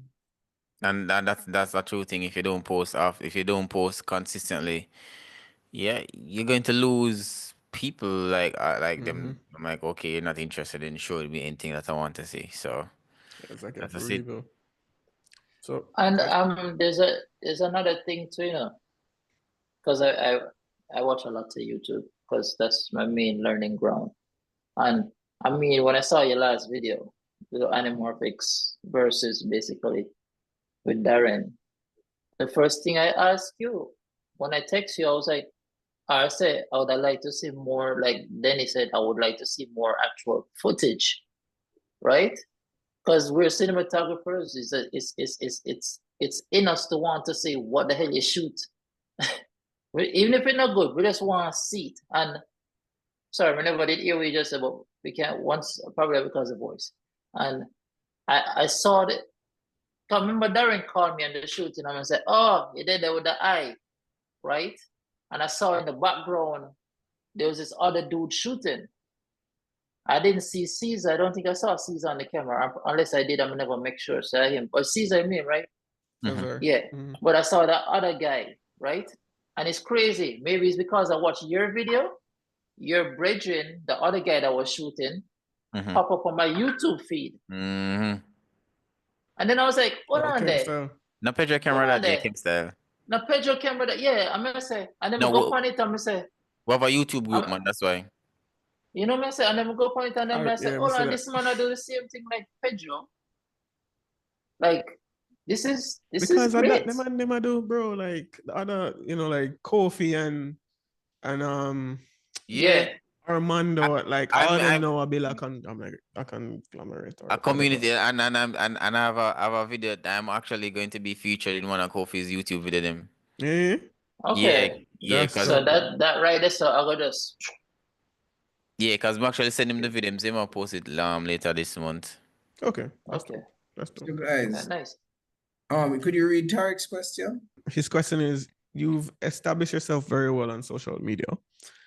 What was the moment that made you feel like you made it online, and what has social media taught you about building or maintaining a name for yourself for growth? Oh, the question, directed to me. Yes. Oh, well, I haven't made it as yet. That's how I always look at it. Mhm. Uh, repeat the second question, because I know that I heard the made it part. I haven't made it. I know that for sure. And the second part is what has social media taught you about building or maintaining a name for yourself or for growth? Well, for me, to be honest, it's like, yo, just don't meds what other people say. Because if it meds what other people say, like, you'll just keep consistently deleting stuff. You get me? Do what you like, and then this is my thing that I always say to people: post what you want to attract, and then Mhm. it's so funny that you might attract something that you can never expect. Cause let me give you like a quick 1 minute recap. So a couple years ago, I did a travel video. Them time that we did a lot down, but I did a travel video. The I got a DM from the lab. Say, yo, we want to use you in a KFC commercial. I'm like, okay. And the travel video that I did, I'm like, but this is a travel video. Why would you want to use me in a KFC commercial? But then I realized that they said I like my image. I'm like, all right, no problem. Did the KFC commercial. It went pretty good. On the KFC commercial, I met the stylist, and that same stylist connect with me couple months, no, like 1 year later, and say, oh, somebody, this company in Trinidad wants to do a shoot, but they have a branch here in Jamaica as well. So I'm like, okay. But I did the shoot for the company that's in Jamaica, and I'm like, yo, I did 3 shoots for them. I even did one since week, and I'm like, imagine if I said no to that social media post, or imagine if I deleted that social media post because other people never like it. I'm actually saying this just came to me right now.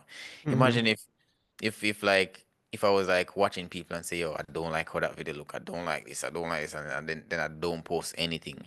I'm like, yo, that one social media post created so much links or so much train reaction from that one post. I'm like, because when I heard that, yo, I want you to be the lead in a KFC commercial, I'm like, what?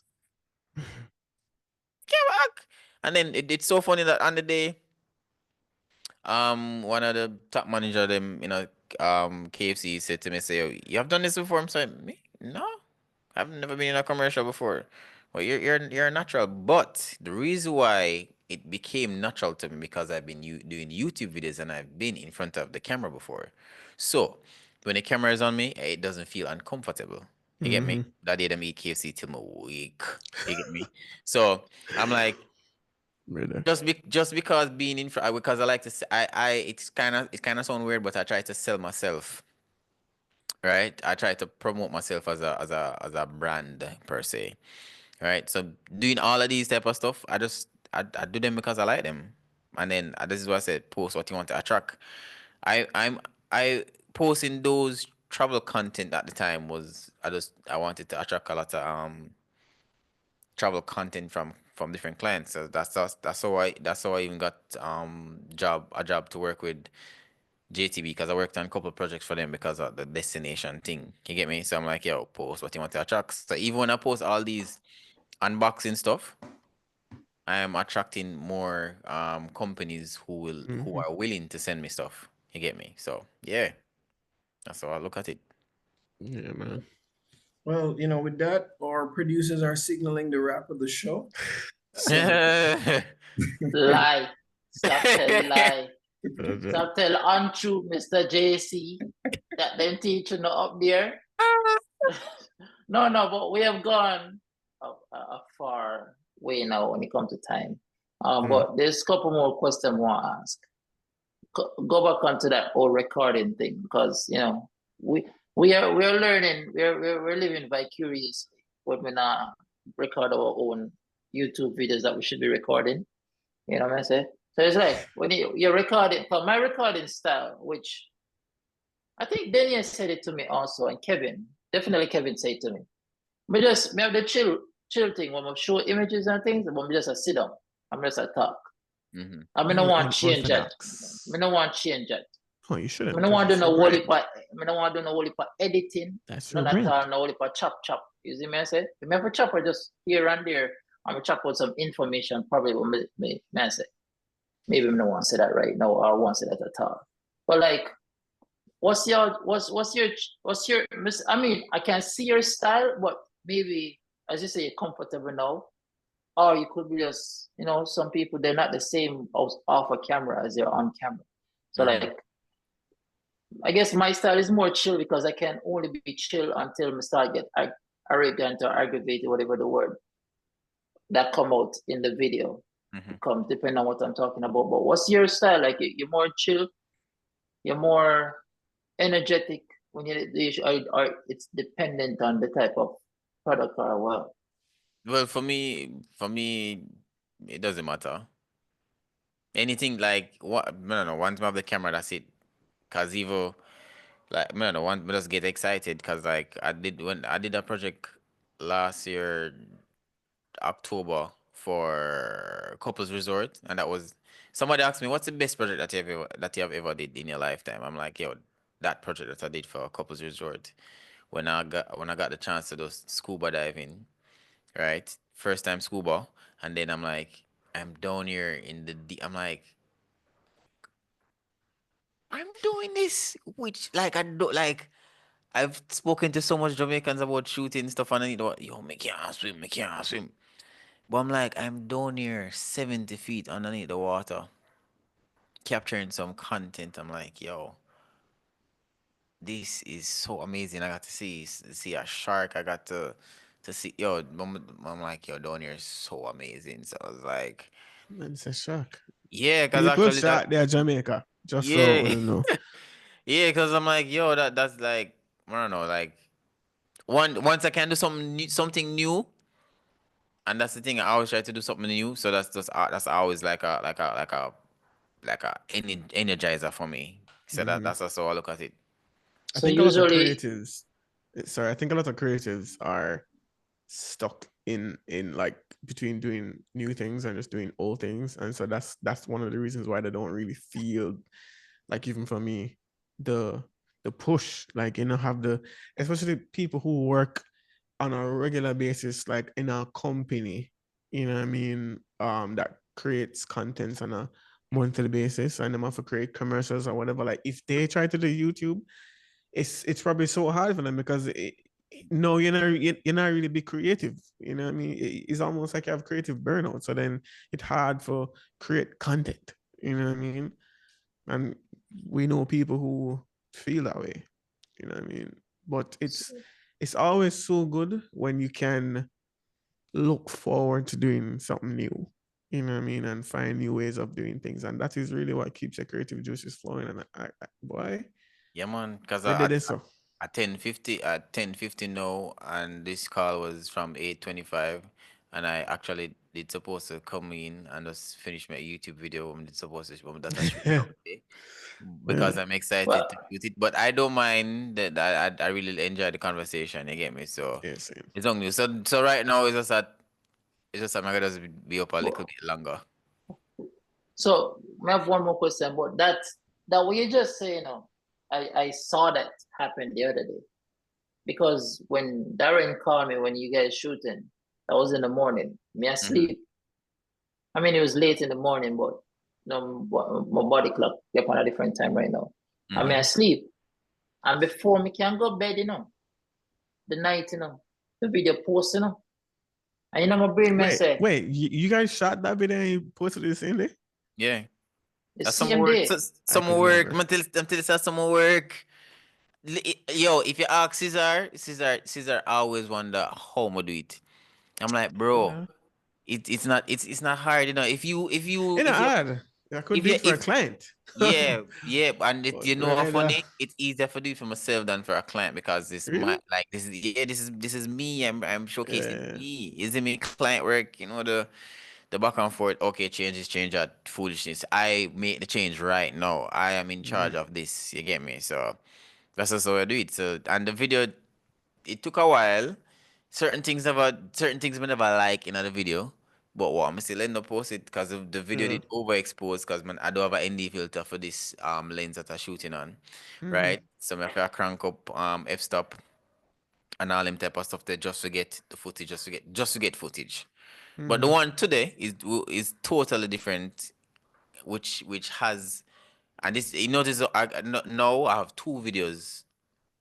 No, I will have two videos. So one of a bag of talking, and this one of more of what you want to see as a Which is the filmmaker, footage, yeah. which is the footage. Yeah. And less talking, cause if there's a point I say, oh Darren, put Darren on the camera, say, yo, MS, no epistle, but we are just do this the right way, isn't me? So that one here, that's mostly footage. So I'm just really excited in looking at these raw footage right now. Computer still on right at the back, yeah. And I hope So, this informs how you shoot for the future too. So not just So- for Yeah. this video, Yeah. but future videos, that like people like to see comparisons, like especially if it is that you're comparing two different things. What I learned when it comes on to comparison, so what I started the comparison in really and got so much views was Fuji. Listen, sorry for I rant a little bit more. I'm just different in a way because I like to test different cameras. Majority of people, Nikon, Canon, Sony. That's it. Even some people them not test no other camera, them not understand them capabilities of using other cameras. Like I like to try different cameras and see what works and what don't work for me. You get me? So that's how I do it. So, just like what Danny just said, moving forward, shooting what you talk about YouTube videos. The fact that you transfer, well, I think you have changed over, but you probably do these jobs on the side because you're making money. What they call it a shoot, resorts or whatever. Free. We call it. We call it travel vids or lifestyle. Destination. I call And it. lifestyle. Yeah, destination. Like, I know you were already shooting good, but now since your brain I go more cinema. Let's use in quotation more cinematic. Zine. Yeah, we know. It's kind of a dirty word now. Cinematic. No, and that's one more of those words on YouTube where people go, "Oh, this is a cinematic image," and I'm just like, Jesus Christ, what do we mean now? Is cinematic. So when you're shooting now, or because you're learning, you're going deeper in the craft, bro. You're no longer just pushing camera and getting smooth shots and all of that. That's great. Actually, that's a great skill. But now your look on image different and composition different and the camera movement different because yes, you literally study cinematography now. You see what I mean? So you can know all of that being a videographer, but you may not use the skill. Actually, you may use the skill if you know it. So I say, well, are you thinking that way now? Are you starting to look at shots different? You start composing shots different. You're starting to get the cinematic feel and look. You know what I mean? And at the end, what is cinematic for you? That word has been a very overly used word for me back then because like this is how I see people see videos that look cinematic. Anything with a blurry background, oh, it's cinematic. I mean, your background right now look very cinematic. And a cinematic, bro. I mean, So cinematic. that's how I say people look at it. But for me, I don't know, like for me, lighting, the whole like the location, the outfit, the colors, and all them type of thing there. That's what I call cinematic. You get me? So it's not even necessary to be like shallow depth of field. It's just the whole essence and how the video makes me feel. So that's how I look at it. You get me? So like going forward, I want to go because you have this guy on YouTube. The man that shoot YouTube videos and some anamorphic lens and some expensive anamorphic lens. I'm like, bro, this is just YouTube, but what is a platform where I utilize and I create stuff and like I want my videos have this type of vibe. You get Bro, me? we So see people shoot YouTube video on 16 mil camera. Like an actual YouTube video, not even a project. Like the actual yeah. YouTube video was shot So on a that's 16 mil camera. It's crazy. Yeah, so that's the other thing. Like that's all most people are doing. Imagine MK, I shoot YouTube videos on a red. Yeah, man, 8K all the way. 8K, All the 8K way. full. I'm like, bro, YouTube compress the file them wicked, But what? This is it. It's not like him hyping it, but I can do it. So let's do Yeah, it. that's him on yeah. Yeah, I can do it, so let's do it. So that's how I look at it. It's like every camera that I have, I always try to max out the quality, even if I'm not going to use the quality. Like But as I say with MKHB, there's one thing as cinematographers, which is what we are talking about, will understand. Once you understand what you're shooting, you know how to shoot it unless the client wants something else. Mhm. See? So when you shoot, so may I talk about MKHB, whatever his name is. When you shoot tech stuff, right? People usually want to see the product properly in its proper manner, in its final form. They don't want to see it a bend with an anamorphic because people get a different concept of the product and things like, you know what I'm saying? So I believe that now thinking about it, that actually works with MKHB because you see what I say? He's always doing products. and him I need all knew of, about and him need all of the details. all of the details, right? But I did see when he had the red, I was like, dude, that's kind of an overkill. None of it. You know what I mean? No, look at It's, it.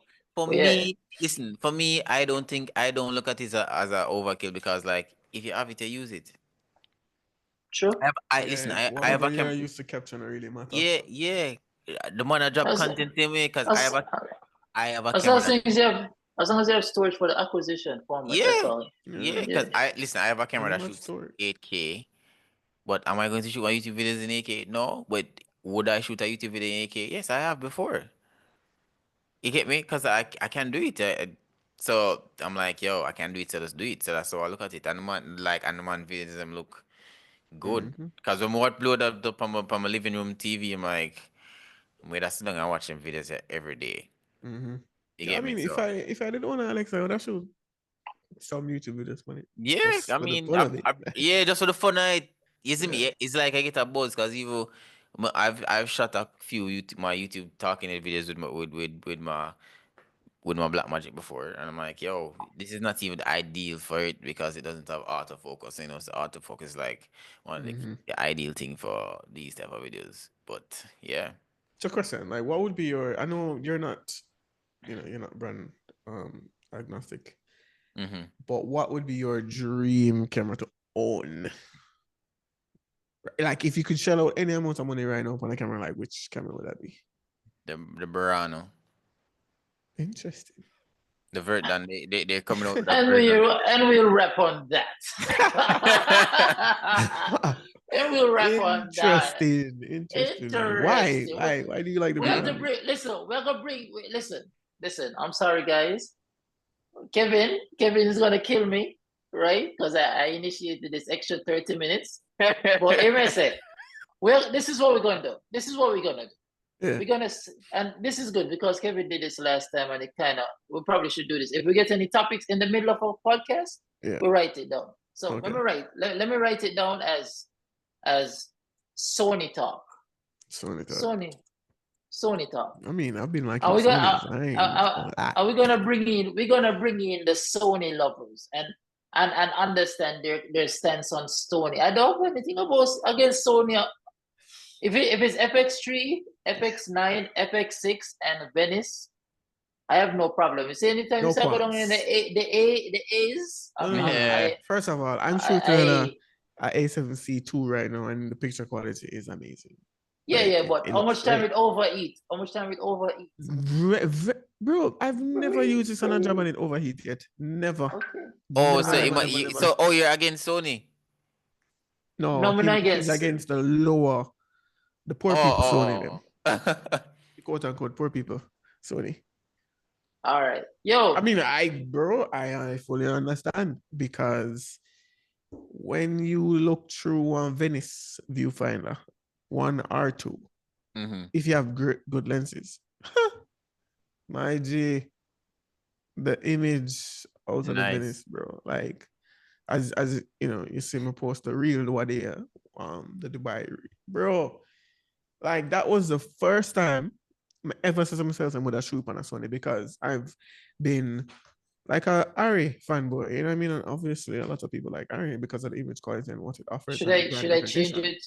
Should I change it to camera top, because we're still No, so but that's what I say. I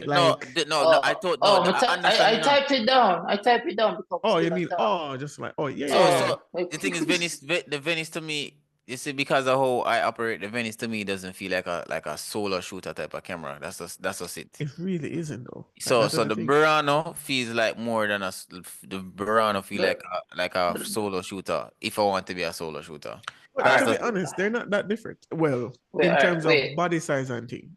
So that's the main reason. Pedro, wrap us out. Tell us how you feel about today and so on and so forth. Well, it's a vibe, man. It's just like one. I don't know. It's like anytime this type of conversation startup is like it's like a never-ending story.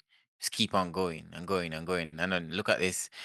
We're going to wrap, and then boom, a very interesting topic comes up. I'm like, oh wow, this does. It's like if you just sleep and like you just wake up back a different. So yeah, man, this is a good vibe, man. It's a good vibe, man. It's a good vibe. Really like it. Yeah, man. And it was great having you on the podcast. You're definitely a natural on camera, right? Yeah, respect. So yeah. With that, we're going to close off this session. It was another good ANOUVUE session, and just give us your socials so people can follow you for those who don't know you. BWY Bwoy Pedro on every platform. BWOY. Yeah, PEDRO. Yo, we will put it in the description. Yeah. And the thing below, whatever you call it. We'll put it down there. Yeah, man. And I'm going to shout you for some iPhone filming tips. No problem. All right. And we need for link for the video on the Pixels cabin if it is thoughts. Bro, we've been, you have a number a long time, and so I know you, not me. You reached out to me the last time. I don't know what happened after that. Pedro, when I'm link you for the Pixies, what you call it, discussion and test, just teach him how to just finish videos. No. Made up put him on an embargo and say it have to be posted by X time. Man. And with that, I'm out. Let me something below your nose. Big up ANOUVUE. Thank you for listening to the ANOUVUE podcast. Please do not forget to like, share, and subscribe. And if you want more information on today's episode, check the show notes below if you are on a podcast platform, or the description if you are on YouTube. See you next episode.